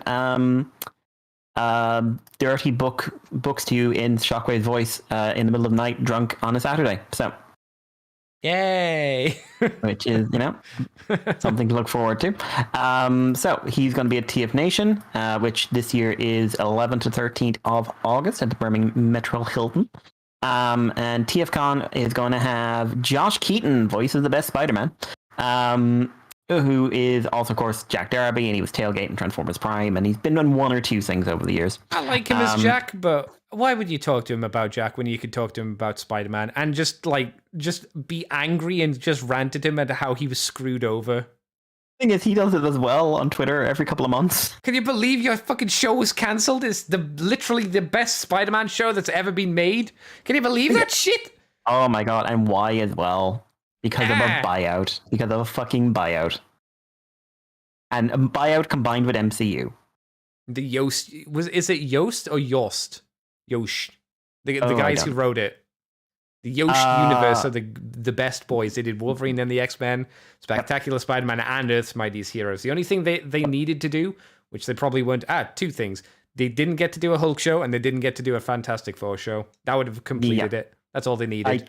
Yeah, and they could, considering we got a Hulk show and a Fantastic Four show not too long after, and we didn't have a Fantastic Four. Fantastic Four was 2005, but we did get a Hulk show. We did get Agents of Smash. Yeah. Oh God. Oh God. Yeah. Moving on. We're also getting Terry McGovern, who played Wild Rider, Windcharger, and Onslaught in G1. And also did Launchpad in DuckTales. Oh, wow, really? That's neat. Yeah. Again, why talk to him about Transformers when you can talk about DuckTales? Yeah, I talked about Launchpad. Sissy Jones is joining in. She is the voice actor for Alita 1 in Earthspark. So this is all in Los Angeles, so March 10th to 12th, 2023.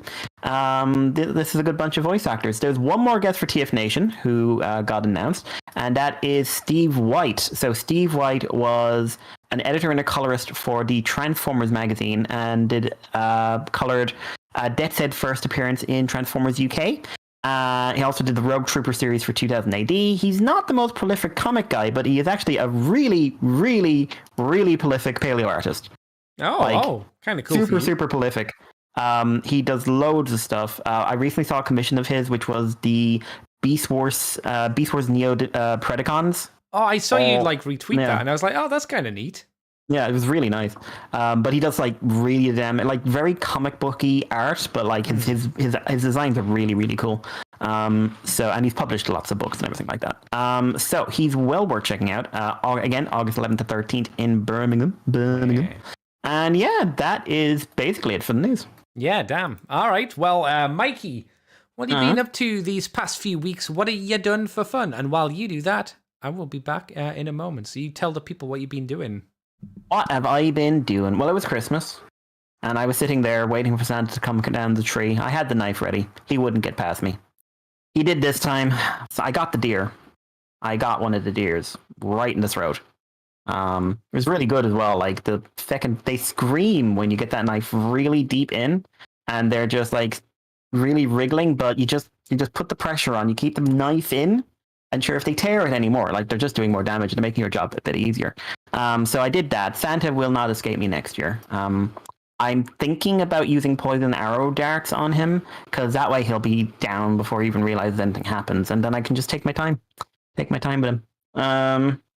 Yeah. Something to look forward to. What did I do of note? I bought a few things. Got a few things for Christmas. I'll hold off until Andy gets back. Watch a lot of TV, Christmas movies, and everything like that. Realized that I don't like going around without trousers, but that's a different conversation. How long can I drag? I can't see the chat as well, so I'm probably just dragging this out now. Why are we talking about your trousers? I don't know. Were you here when I was talking about stabbing the deer and watching them bleed out? No. So I went after Santa. He escaped, but you didn't. Okay. Oh, you enjoy that when you're editing this. Okay. So, what did I get up to?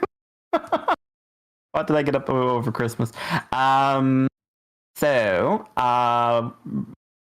watched a lot of Christmas movies because family. Good ones? A few good ones. Muppets Christmas movies. Were these just like classic Christmas movies or just movies in general? Some classics, some just movies in general. Okay. Die Hard. Put that with Indiana Jones, usual stuff. I watched Strange World, which was that Disney movie no one was talking about. Oh, I thought you meant Star Trek. No. That is on my list, Strange New World. But that was surprisingly good. It's so strange to have a major Disney movie that, one, that I like, and two, has so little promotion. But yeah, so Christmas Feely is the main character in a horrifying way. Oh, I saw you tweet something like this, and I was like, what the fuck are you talking about, Mikey? Yeah, the main character is just Chris. Huh. It's just Chris. It's so freaky. I caught up in Digimon Ghost Game. How was it? Is it done? No, it's on episode 58, and I think they're aiming for 65. Oh, damn. Okay. Because that's mostly what these kind of shows go for. The way I would describe it as, the individual episodes are great, honestly. 9 times out of 10, the animation's great, the story's great, everything else. The problem, they've got 2 major problems. Which, one, they're completely Monster of the Week, which means at this stage they're repeating a lot of stuff. Oh. And 2, they set up very occasionally like a plot, but there is no plot. Is there no like overarching story? No. There's there's an overarching character who has appeared 4 times, and there's these like occasionally you see these black versions of Digimon who appear in the background and haven't done anything yet. Oh. And there's like one of their dads is in the digital world, and we never talk about it. And it's a real shame because it makes it like I couldn't have done this week to week.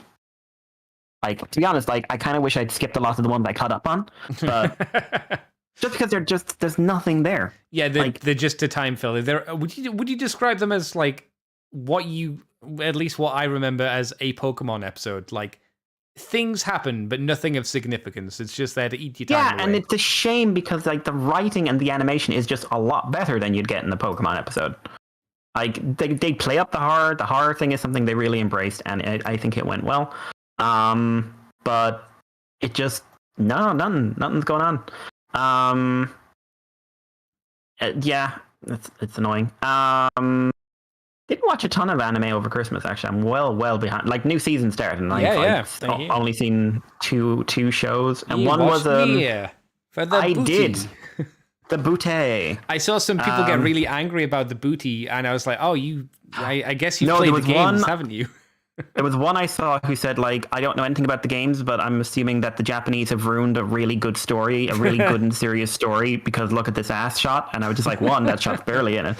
And 2, oh boy. You don't know. You don't know Yoko Taro. No. So the way this is an adaptation of the game, Yoko Taro is involved, and he has said it might be a little different. Oh, that means it's going to be essential to the overarching story. Yeah, this is going to be like an alternate universe thing. Like, it's going to be like the fucking musical plays and the weird, like, novels. No, do you know what it'll be like, Andy? It'll be like Final Fantasy VII. What do you mean? The reboot. It's going to be like the reboot. It's a sequel. Oh no. Or like Gridman. It's a sequel. So they have. So basically, for anyone who doesn't know the story, I'll only go over the story that's in episode 1. Android, very, very human androids are fighting these things called machine life forms. One called 2B is sent in. She's the only survivor of her squad. She meets another one named 9S, and they have to go after a very, very big robot. So that's all. This is a very action-packed one. It's basically just adapting the prologue of the game. So a lot to of the cube, would you say? Just after the cube. Okay, yeah, that makes sense. Yeah. So a lot of action, not a ton of plot or character, which I've seen people who are reviewing it. Basically, if they know the game, they're like, okay, this makes sense, this makes sense. If they don't know the game, they tend to just sort of say, I don't see the appeal. I could see that. Like, from a game point of view, that you're okay. It's okay to do that. From a show point of view, it's a little bit harder to tell someone, hey, you gotta wait. Yeah. Now, the way they're adapting the multiple route thing is that they're bringing in elements, at least at the moment, of both 2B and 9S's routes. So the little robot with the bucket is in there. Oh, nice. Okay. Not quite as effective. What makes it less effective, would you say? Well, it's a 10-second scene. You see him jumping across and pouring a bucket on another robot. Right. Oh, rather than you... Yeah. And like someone said this, and I thought that was a really good thing to point out. Adapting this is going to be hard because a lot of what makes this work is tantamount to it being a game.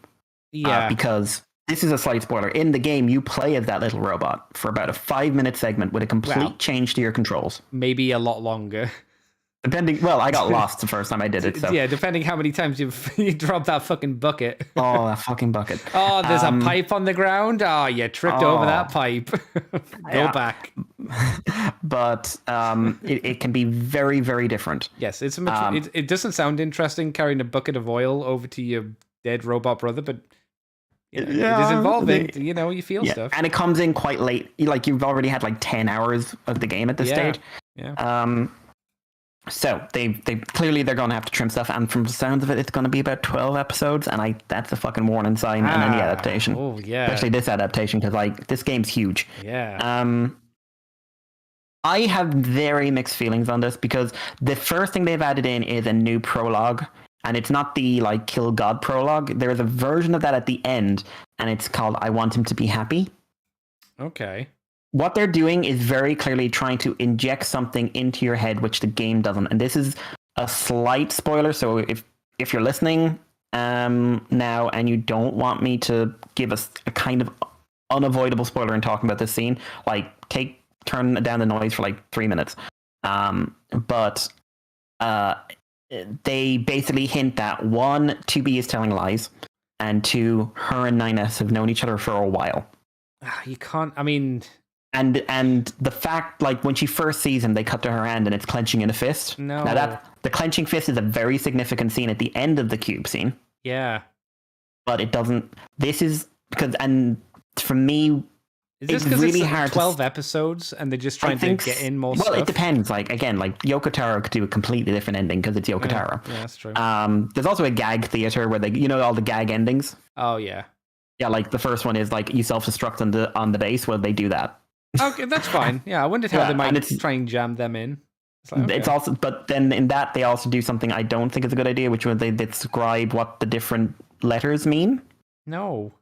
They say like, oh, B is a battler, S is scanner, and maybe there's some hidden ones that we don't know with different letters. No. Which is referencing something you don't even begin to touch in the game until what, 15 hours, 20 hours in? Something like that. Yeah. I'm not sure they should have even mentioned that. Yeah. It's just like, for me, again, I'm approaching this from a very, very biased perspective. Sure. But for me, introducing the idea that, okay, by the end of the prologue, you get the idea at least either 2B knows 9S or 2B has gone through something like this before. This is very clearly saying they've known each other. She's lying about something. Yeah. And for me, the reveal of what's going on with 2B is so important to the story. and to her, not just 9S's, to her story, because like she's a very traumatized person. Mm-hmm. But yeah, so overall, like the animation is very good in the 2D stuff. The machine life forms are all 3D. To me, it looks like they've actually taken the models from the game and used them as a basis rather than going from scratch. Interesting. I don't think they're like particularly great, especially the models for the mechs, because there's a 2B in the middle of it who's clearly just a static CGI piece with no movement or anything.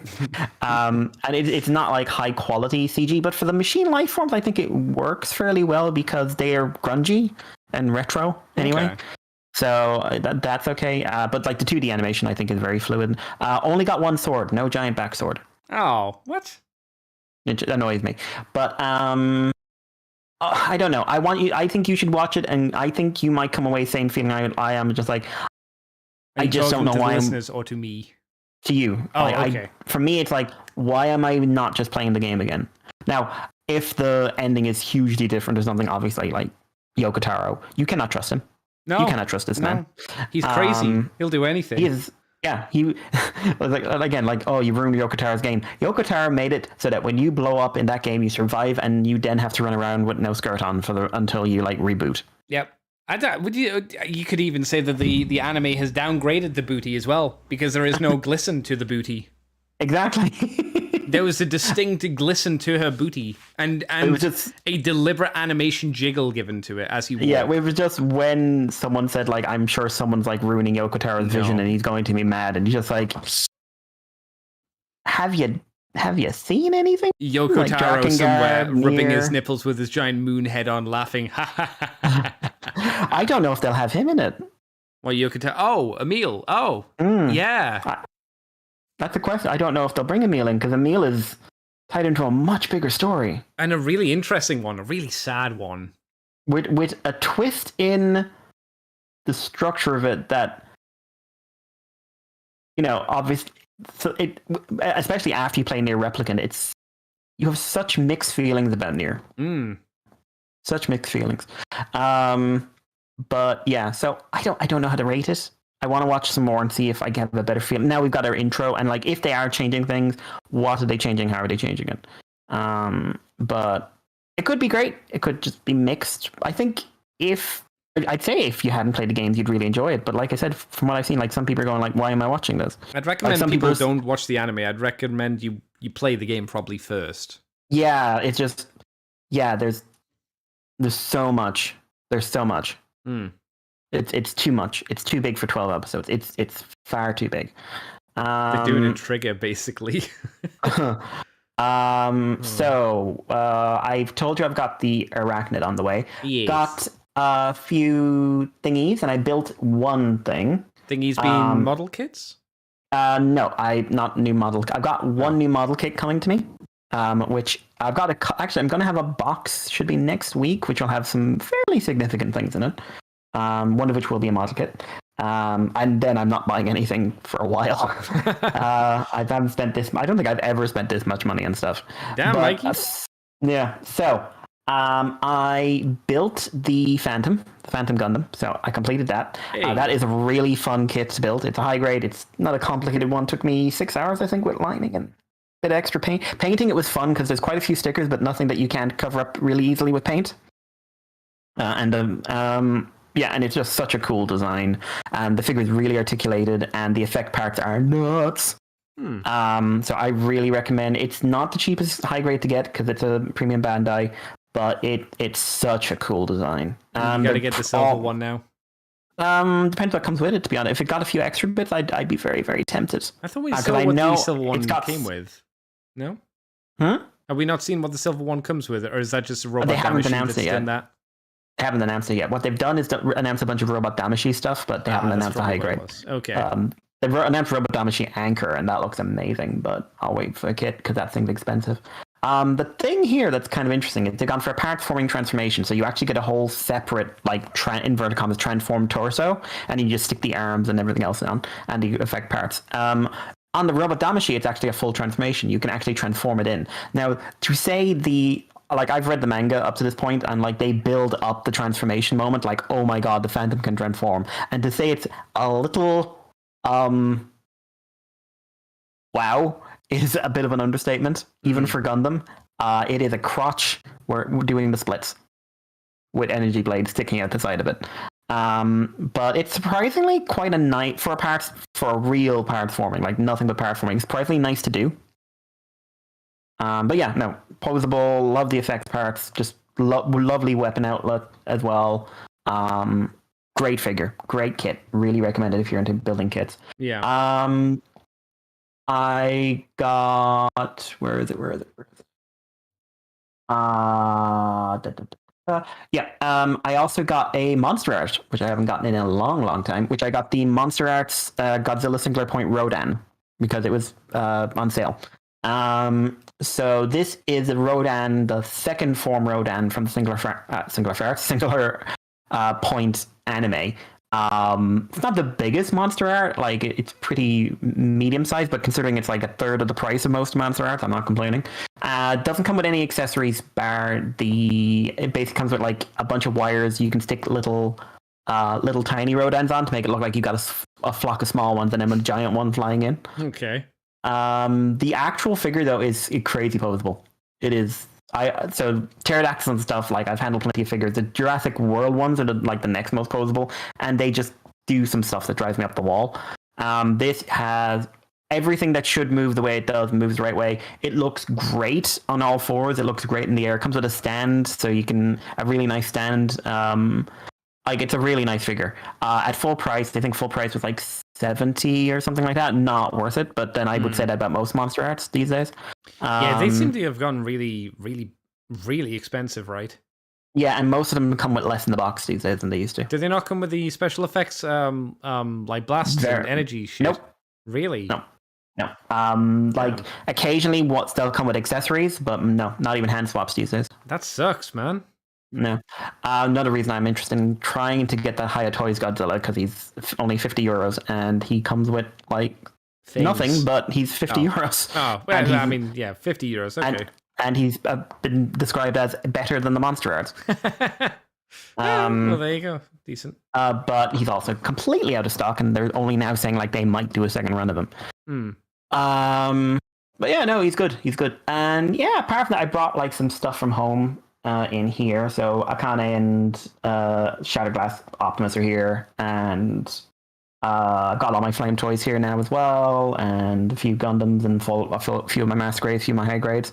And yeah, no, like I said, I've got a bunch of pre-orders in for the next 6 months. Wow. So I've got an announcement saying the God Gundam should be here in about 3 weeks. Oh, the real grade. Yeah. I've been toying. I won't do it now because I've spent too much. But maybe because I found one place that is doing Gao Gaigar. Oh wow. For only 60, like about €20 cheaper than a lot of places doing him. So if he's still there in a while when I've got a bit of extra cash, I will go for him. But if I miss him, I'll wait for the second run. Without mentioning the name, you did send me a review, and you said this guy knows nothing. I got through like a decent amount of the review, but I didn't see what you were talking about. What was the? Oh, because it was very clear he knew nothing about Gao Gaigar. Oh, just in general. Yeah. Okay.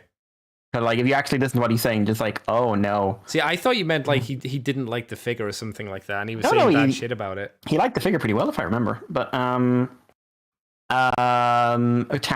is going to show up in the next 6 months. The Super 7 Tarn. I will definitely be aiming to get the regular Tarn as well.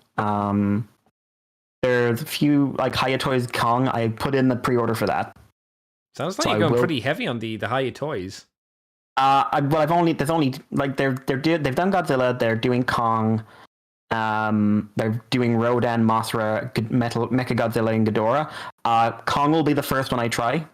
If he's up to standard, I will be watching out for. I've never actually had it, like, just because there's never been a version of Monster vs. Godzilla that was, one, in my opinion, the right look, and two, a good value for money. Right. Like, I'm not paying 50, 60, 70 extra on top of anything else for a Monster Art that only comes in like a glowy blue spine version and has a wonky jaw. Yeah, no, I'm good. Yeah, no. Yeah, so I've pre-ordered them for that, and like I said, I've got the box next week, which has a model kit, an action figure, and a transforming figure. Well, that's not bad. And some Bandai clippers because I wanted new clippers. Just basic ones, or have you gone for like the super, super expensive ones? The God Hand? Build up, these ones are. So looking at reviews, they're good. They're not God Hand, but they're good. Well, no, God Hand's like, what, 100 or more? God Hand cuts it when you get within like 5 feet of the spur. You just hear a shrink, shrink, shrink, and then it's gone. And yeah, that's me, really. What about you, Andy? What do you do of Christmas? What have I done?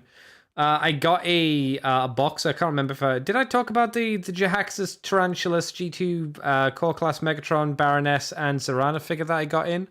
No. I got them. Woo! Oh, and I got 2 Crimson Guards as well. So I got a few things. G2 Core Class Megatron's really good.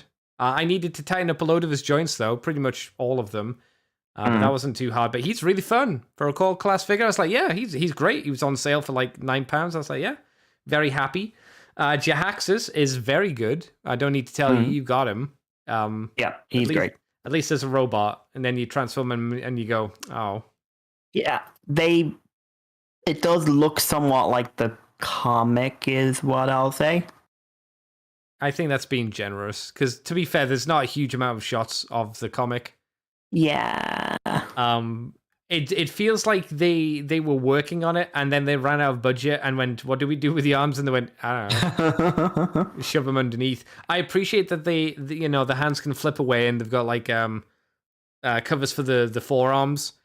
But the arms, like, I would be happier if you could part form the arms off the figure. Like, if you could pop them off so they weren't so egregiously just hanging underneath, I think that would look nicer. But yeah, Jahaxus is a good toy. Why does he come with a smaller, clear version of his gun that's been painted over with silver? Oh no, would be the long and the short of that one. It's weird. Why does the red gun have a hole in the back of it? I think it's because of how it stores, and you can put them together. It seems weird still. It does seem weird, yes. But yeah, for £14, which is the sale price I got them for, I'm not going to complain. Like, I'm like, hey, good times are back on. That's what Transformers should be costing. Tarantulas is really good as well, for 11 quid as well. So I was really happy that I finally got him. What's it like finding Tarantulas on sale? Is that nice? It is. I mean, you could have got him on sale, but then after shipping an import, you could have got. Yeah, like I wouldn't. By the time I got him in an import, it would have cost more than if I bought him new. Yeah. No, unfortunately. Yeah. Do you not have any like toy places that do that kind of stuff? Well, yes, we've Smiths, but they weren't on sale. Oh, but yeah, that's Smiths. Smiths. I mean, like a good toy store. Like, we've not comparably would be the long and the short of that. I guess you've only really got the Gundam import website, really, and that's a really handy shop, and I'm really glad for them. But they get mainline Transformers in, and they get mainline stuff in, but they don't get them a lot. Yeah, I mean that makes sense that Gundam, but yeah, Tarantulas again, really good, looks good, poses well. I like him. I guess maybe it would be nice if his legs did a little bit more, but I don't know what else I'd like them to do without them being compromised. By the more joints you put in them, the more likely they'll get weak, the less likely they'll be able to hold up the body, etc., etc. But yeah, I like him. The Crimson Guard are great. They look on point. I got 2. I need to do the usual thing that you usually have to do, which is I have to put the weapons in water and straighten them out at some point. Quite a few of the weapons are bent, but that's just kind of unfortunately what you come to expect. A few of the joints are frozen up, which I need to, again, warm water and snap those back into working order.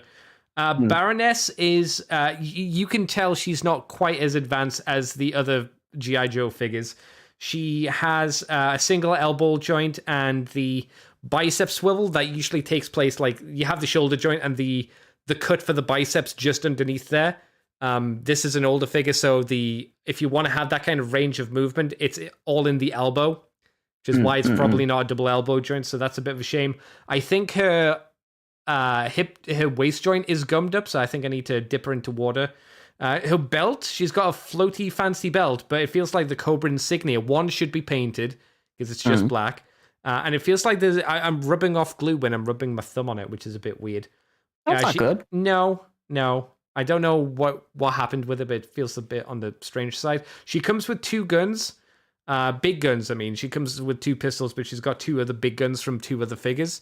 They have giant pegs on the back, which can't go into her back because her hair's covering it.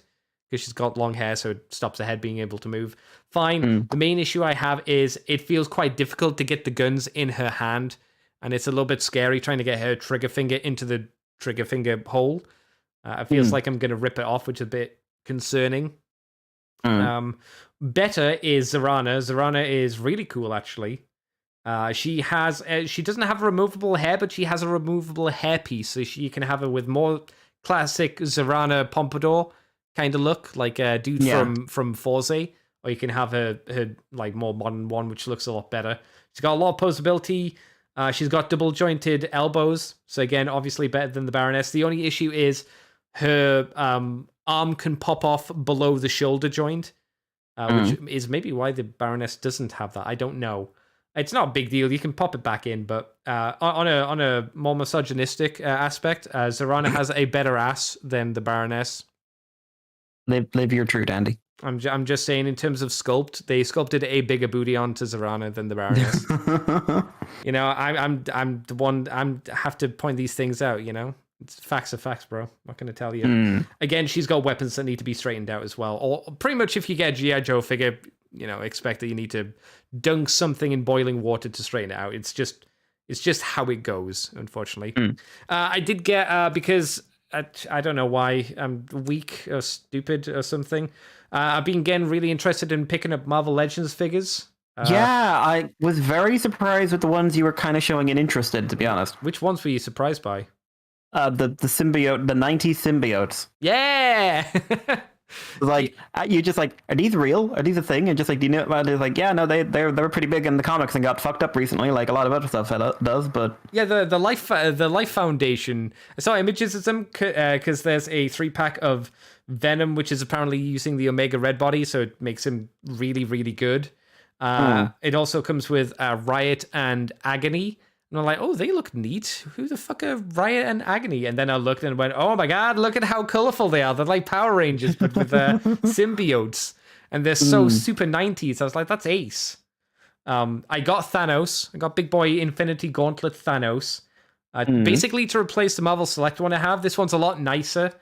Like the Marvel Select one's okay. But he doesn't feel quite as nice in hand. This feels good. He's got replaceable hands, so you can give him open hand with the Infinity Gauntlet painted on it, a closed fist with no Infinity Gauntlet painted on it, or you can have, when I say no Infinity Gauntlet, I mean no gems basically painted on, or he also comes with a finger snapping hand as well, which is quite cool. And oddly enough, he comes with a Old Man Thanos. Do you know Old Man Thanos? King Thanos? Yes. He also comes with that head as well, which granted doesn't work on this body. But they showed the previous... I've seen some reviews and it shows that the previous Build-A-Figure Thanos, it works a lot better on that one. Actually, I think it might be intended for. Also, I like the expression on this Thanos more. It's more of a happy, like, rather than a really, really super grimacing Thanos. So, I like big boy Thanos. Thanos has always been my boy. As soon as I read, like, Infinity Gauntlet, the actual Infinity Gauntlet, I was like, I like this guy. He's fun. He likes to kill people very, very effectively. He's very, very smart as well. I like watching the dead. Yeah. I just liked how when he went on Thanos' quest and he went after the guy that had the Power Stone, he was like, wow, this guy's outpowering me. How do I beat him? Oh, he's dumb as shit. I'll just be smarter than him. And he beat him. He also beat the Games Master in a game, which is also kind of impressive. That doesn't usually happen unless you're a hero. So yeah, Thanos. I do have the Red Skull coming to me. The Red Skull, you'll say? The Red Skull. He comes with a part of a character who I know is everybody's favorite comic book children's cartoon character. Who do you think that is, Mikey? Who is your who's everybody in the entire world's favorite cartoon character?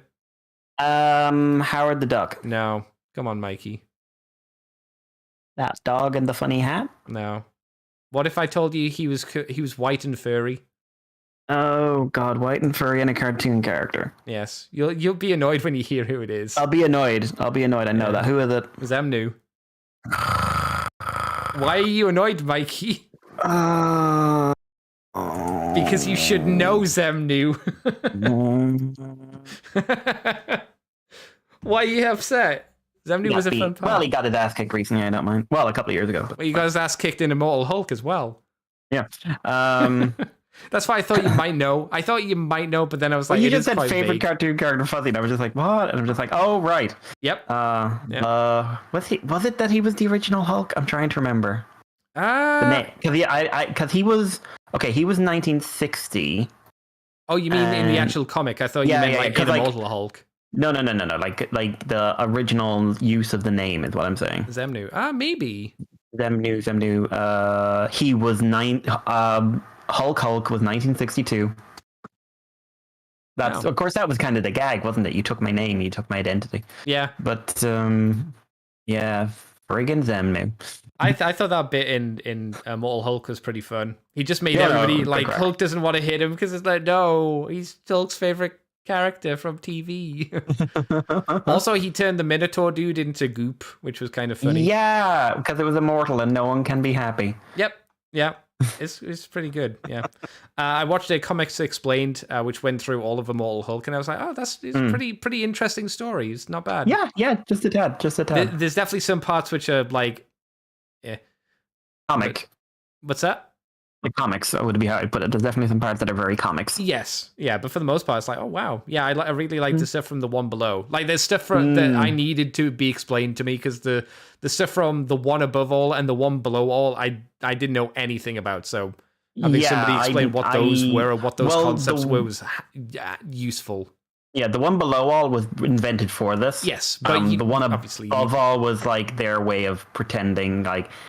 We don't want to say God, but it's God. Oh, yeah. I mean, the amount of gods that are in there. I don't mind them not saying directly it's God, because if you say God, it kind of gives it the notion of a Christian God. DC's recently introduced God. Real God? Oh, okay. Like, they've always had, like, a godlike figure, but, like, literally God has appeared in, like, the current Flash run. After learning about the one above all, I've been rewatching some of the 90s X-Men cartoon, and specifically... like last night or the night before, I watched the Nightcrawler episode where at the end Wolverine's like praying to God and like, forgive me for my sins and all that. And then I think like, technically you are praying to an actual entity. The issue is he doesn't give a fuck. Yeah. Like, he'll let the entire multiverse be destroyed because, well, it's on a cycle, so I'll do it anyway. I don't really care.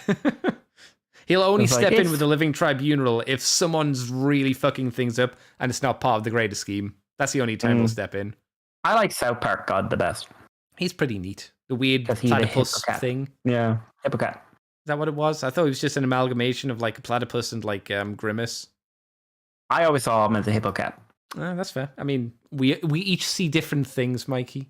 Well, it's God. Exactly. You see God as you see God. Why do I seem like that? Oh God. Why do you see God? Why are they everywhere? But yeah, there are definitely like a few like Marvel Legends figures I'd like to pick up. The problem is they're not easy to come by because they're older ones. I've learned of some list of upcoming ones.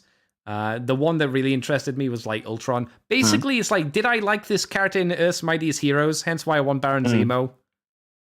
Because Zemo was great in Earth's Mightiest Heroes. And it's why I like an Ultron as well, because I like Ultron. I get really annoyed when I hear like the Ultron from the What If story or the Avengers Assemble show, the one that just sounds like Tony. I'm like, no. The Earth's Mightiest Heroes one sounds better. He sounds like the Sentinels from the X-Men cartoon. Thus, he sounds great. The only other things I've got recently are for games. I've got Psychonauts 2, playing that on Steam at the moment. It's good. It's way better than the first game in terms of how it handles, but there's a few years difference between the two. I've nearly finished Spider-Man Remastered. I'm on to the last DLC, Silver Lining. Is that what it's called? Did you do the DLC? Yes, I did. Yeah, so I'm doing that. Yeah, DLC is not too bad. It's pretty good. It's fun to. I like the Sable one better than the. I'll tell you what I don't like. I don't like Speedball. Is it Speedball? Screwball. Yeah, Screwball. She's the worst. She's everything about streaming and internet personalities that needs to die. Yeah, she is an awful, awful person. I know she's a villain, but it's like, jeez. Also, she outwitted Peter Parker in episode 2. That's sad. I said during the stream, like, it's one thing to be outfoxed by Black Cat, because, you know, she makes Peter's pee-pee all confused. But this is Screwball. Come on now. That's just sad. I also picked up Miles Morales. People don't mind me playing more Spider-Man, so I went, oh, well, I'll get Miles Morales. I don't think it's meant to be as good, but I don't know much about it, so... No, I know almost nothing. It'll be fun, right? Hopefully. Have you not played it? Yep. Oh. I've got it, I just haven't played it. Oh, man. You did remind me of a game thing I got, though. Oh, what did you get? Super Robot Wars 30. Oh, yeah, I played that which I got it on PS4, which means I had to get it in a roundabout way. Oh. Did you have to have a different account set up kind of deal? So, yeah, the way it works, for anyone who doesn't know, like, if you want to get something from another country, obviously you can import them, but a lot of them can't be imported. But what you can do, if you create an account in that country, and then you basically go on to somewhere like PlayAsia or somewhere in America, say, if there's something on there, and you buy... vouchers for basically, the voucher is the cost of the game that you want to get, and you can just use that voucher, the code, and that's how you buy. Like, it's not illegal or anything like that. It's just awkward. You are not breaking the law before someone worries about that. So I've done that a few times. So basically, any games in Singapore that come from Japan usually have an English language option. Yep. And for some reason, Robot Wars released on Steam in the English-speaking world, but didn't release on consoles. Yeah, I don't know why. No, but Singapore has the English version. They've also got a few other Super Robot Wars game. So yeah, I've been playing that. I've been really enjoying it. It's really fun. I got weirdly emotional when we did Gridman. It's from like something I would say I don't love. So it's RTS, which means you have to, if you're not into RTS games, you're not into RTS games. And that community can be a bit boring and repetitive, but that's just kind of part of it. Weirdly enough, like sometimes I find that the bits that are recapping stories of animes are the weaker parts of the game. I would agree. The way they actually integrate it all into like one world, I think, is very effective. All these magical characters, they're from another universe, but they're all together in that universe. Whereas all the like super robots and real robots all exist in our universe. And like IBO is from a different universe and everything else.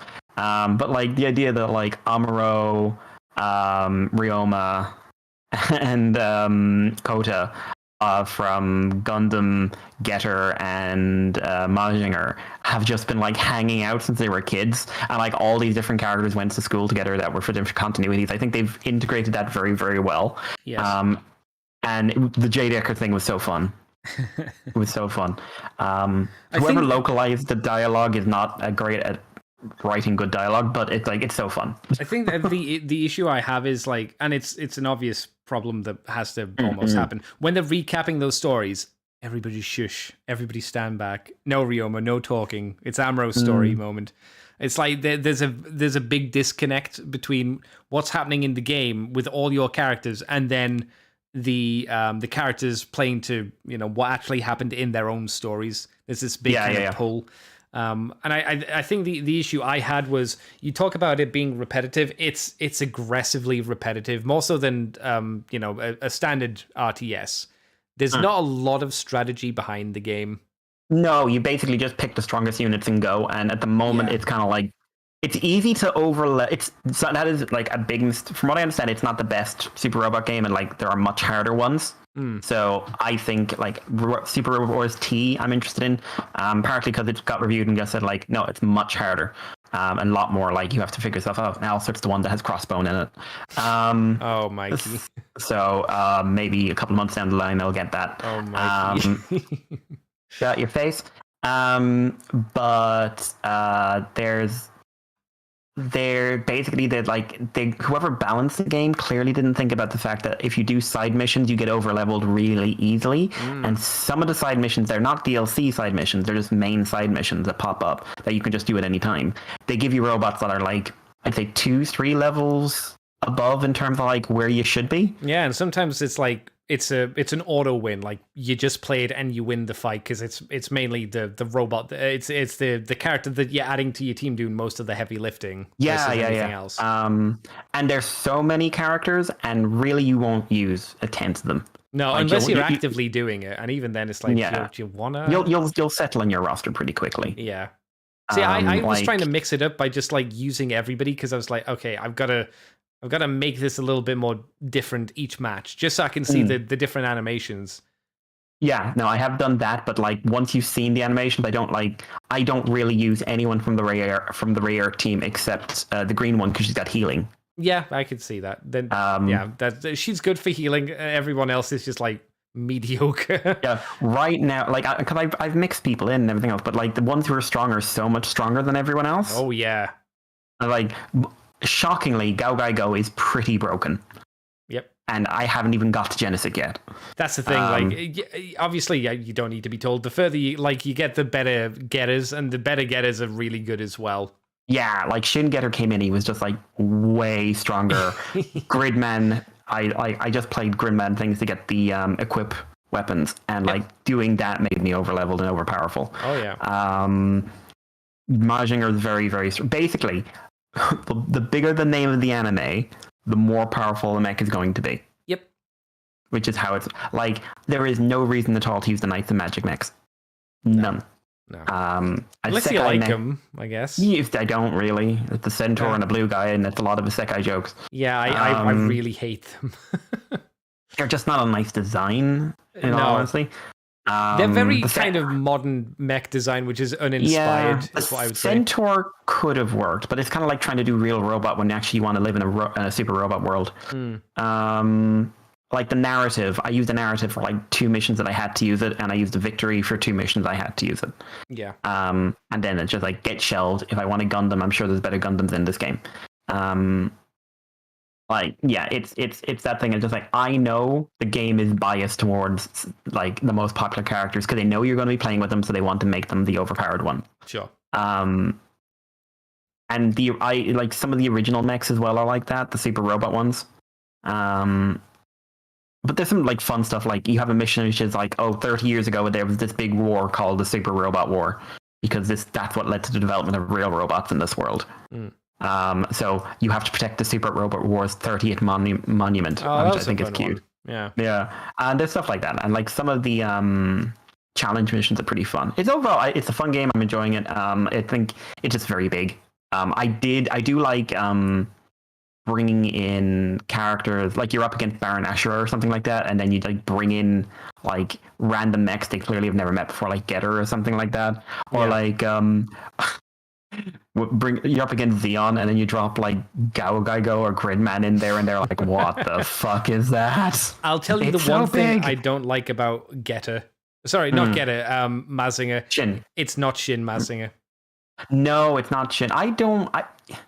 I'm like that with Getter, actually. I like cool Getter Dragon. I know people like it, but it's not Shin Getter, which is way fucking cooler. And Shin Getter's in it for like 5 minutes. Yeah, but that's about it. Yeah, and it's kind of like, but Shin Getter's cooler. No. And like they've got the Getter from like a reboot manga thing, and that is over-designed as fuck. Which Getter is that one? Getter Apocalypse or Getter Destroyer or something like that. Oh, that's right. Yeah. Like those are very big shoulders. I didn't know Majin Kaiser started in Robot Wars. Apparently, yeah. And he got an anime out of it, and now it's like a big thing. Which I was just surprised when I found that out. As long as it's not Skull. Yeah, it's kind of interesting to me. There was that kind of feedback. And like Sidebuster, I knew started like that and whatnot. But Sidebuster is surprisingly shit. Yeah. Looks good though. Got cool animations, but yeah, in terms awesome. of like damage and the stats, it's just kind of I mean, I'm confused about the cats, but it looks awesome. I'm sure it makes sense. You just have to look at a lot of other stuff, I'm sure. Well, I'll watch the anime someday. It's probably not great, I'm sure, but like, you know. But yeah, so I would say if you're into robots and if you're into RTS, it's worth a go. Be aware though, it's not, like, from what I understand, it's not the best game in the series. It's not the most well-designed game in the series. It is a love letter to the series. Yeah. I'll try, once I finish this, I'll give it a while and then I'll try T and then we'll see where we go. And I know my final team will definitely have the crossbone full cloth in it. What? We all know it. We all know it. No. We don't need to accept I am obsessed. No. But it's not a healthy obsession. But I am obsessed. Yeah, so. All right. Well, is that it, Mr. Mikey? Yep. Well, I think that's it for me as well. So we'll call this a podcast. So thank you for coming by, Mr. Mikey. Where can people find you on the internet if you want them to? On Twitter is Irish Paleo, and you can contact us on the Moonbase 2 on Twitter and Facebook and Libsyn and everywhere else and Patreon. And if you want to send us a few questions, please do moonbase2@gmail.com. Do we have questions that will Or need to be answered next? moonbase2@gmail.com. No, because I went quiet for so long, everyone forgot that the email existed. So now I'm reminding you all, the moonbase2@gmail.com. Send us questions, you nerds. Wow, there you go. Okay. You can find me Or I'll on... break your legs. Okay. Or I'll break Andy's legs. Hey, that's better. Okay, you can find me on Twitter and Twitch as Decayed Andy. Decayed is in a corpse, not a 10-year period. You can find me on YouTube as the same place, Decayed Andy. You can find us on the Moonbase 2 forums, Twitter, iTunes, Facebook, Libsyn, Moonbase 2 Transformers podcast on YouTube. You can find us again here on Twitch if you want to join the live streaming at Decayed Andy. And if you want to support the show, you can go up to patreon.com/moonbase2. If you do $2 each month, you get the extended version of From the Files to Teletran 2, or you get whatever that show is going to be at the moment when that gets something done for it. And you get the Moonbase Woo Woo, where I talk about non-transforming things in more detail. I did release 2 or 3.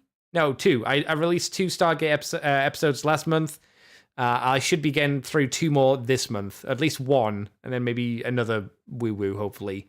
I just need to write up the list for season 6, but we're getting through it. But catch it up. All right, well, thank you, everybody, for coming on by, and thank you, Mikey, for joining me. First show of the year. Knock that one out. Bada bing, bada boom. Thank you, Mikey, for joining me. And until next week, everybody, thank you for coming on by. We'll catch you next week, everybody. Woo, robot. Bye.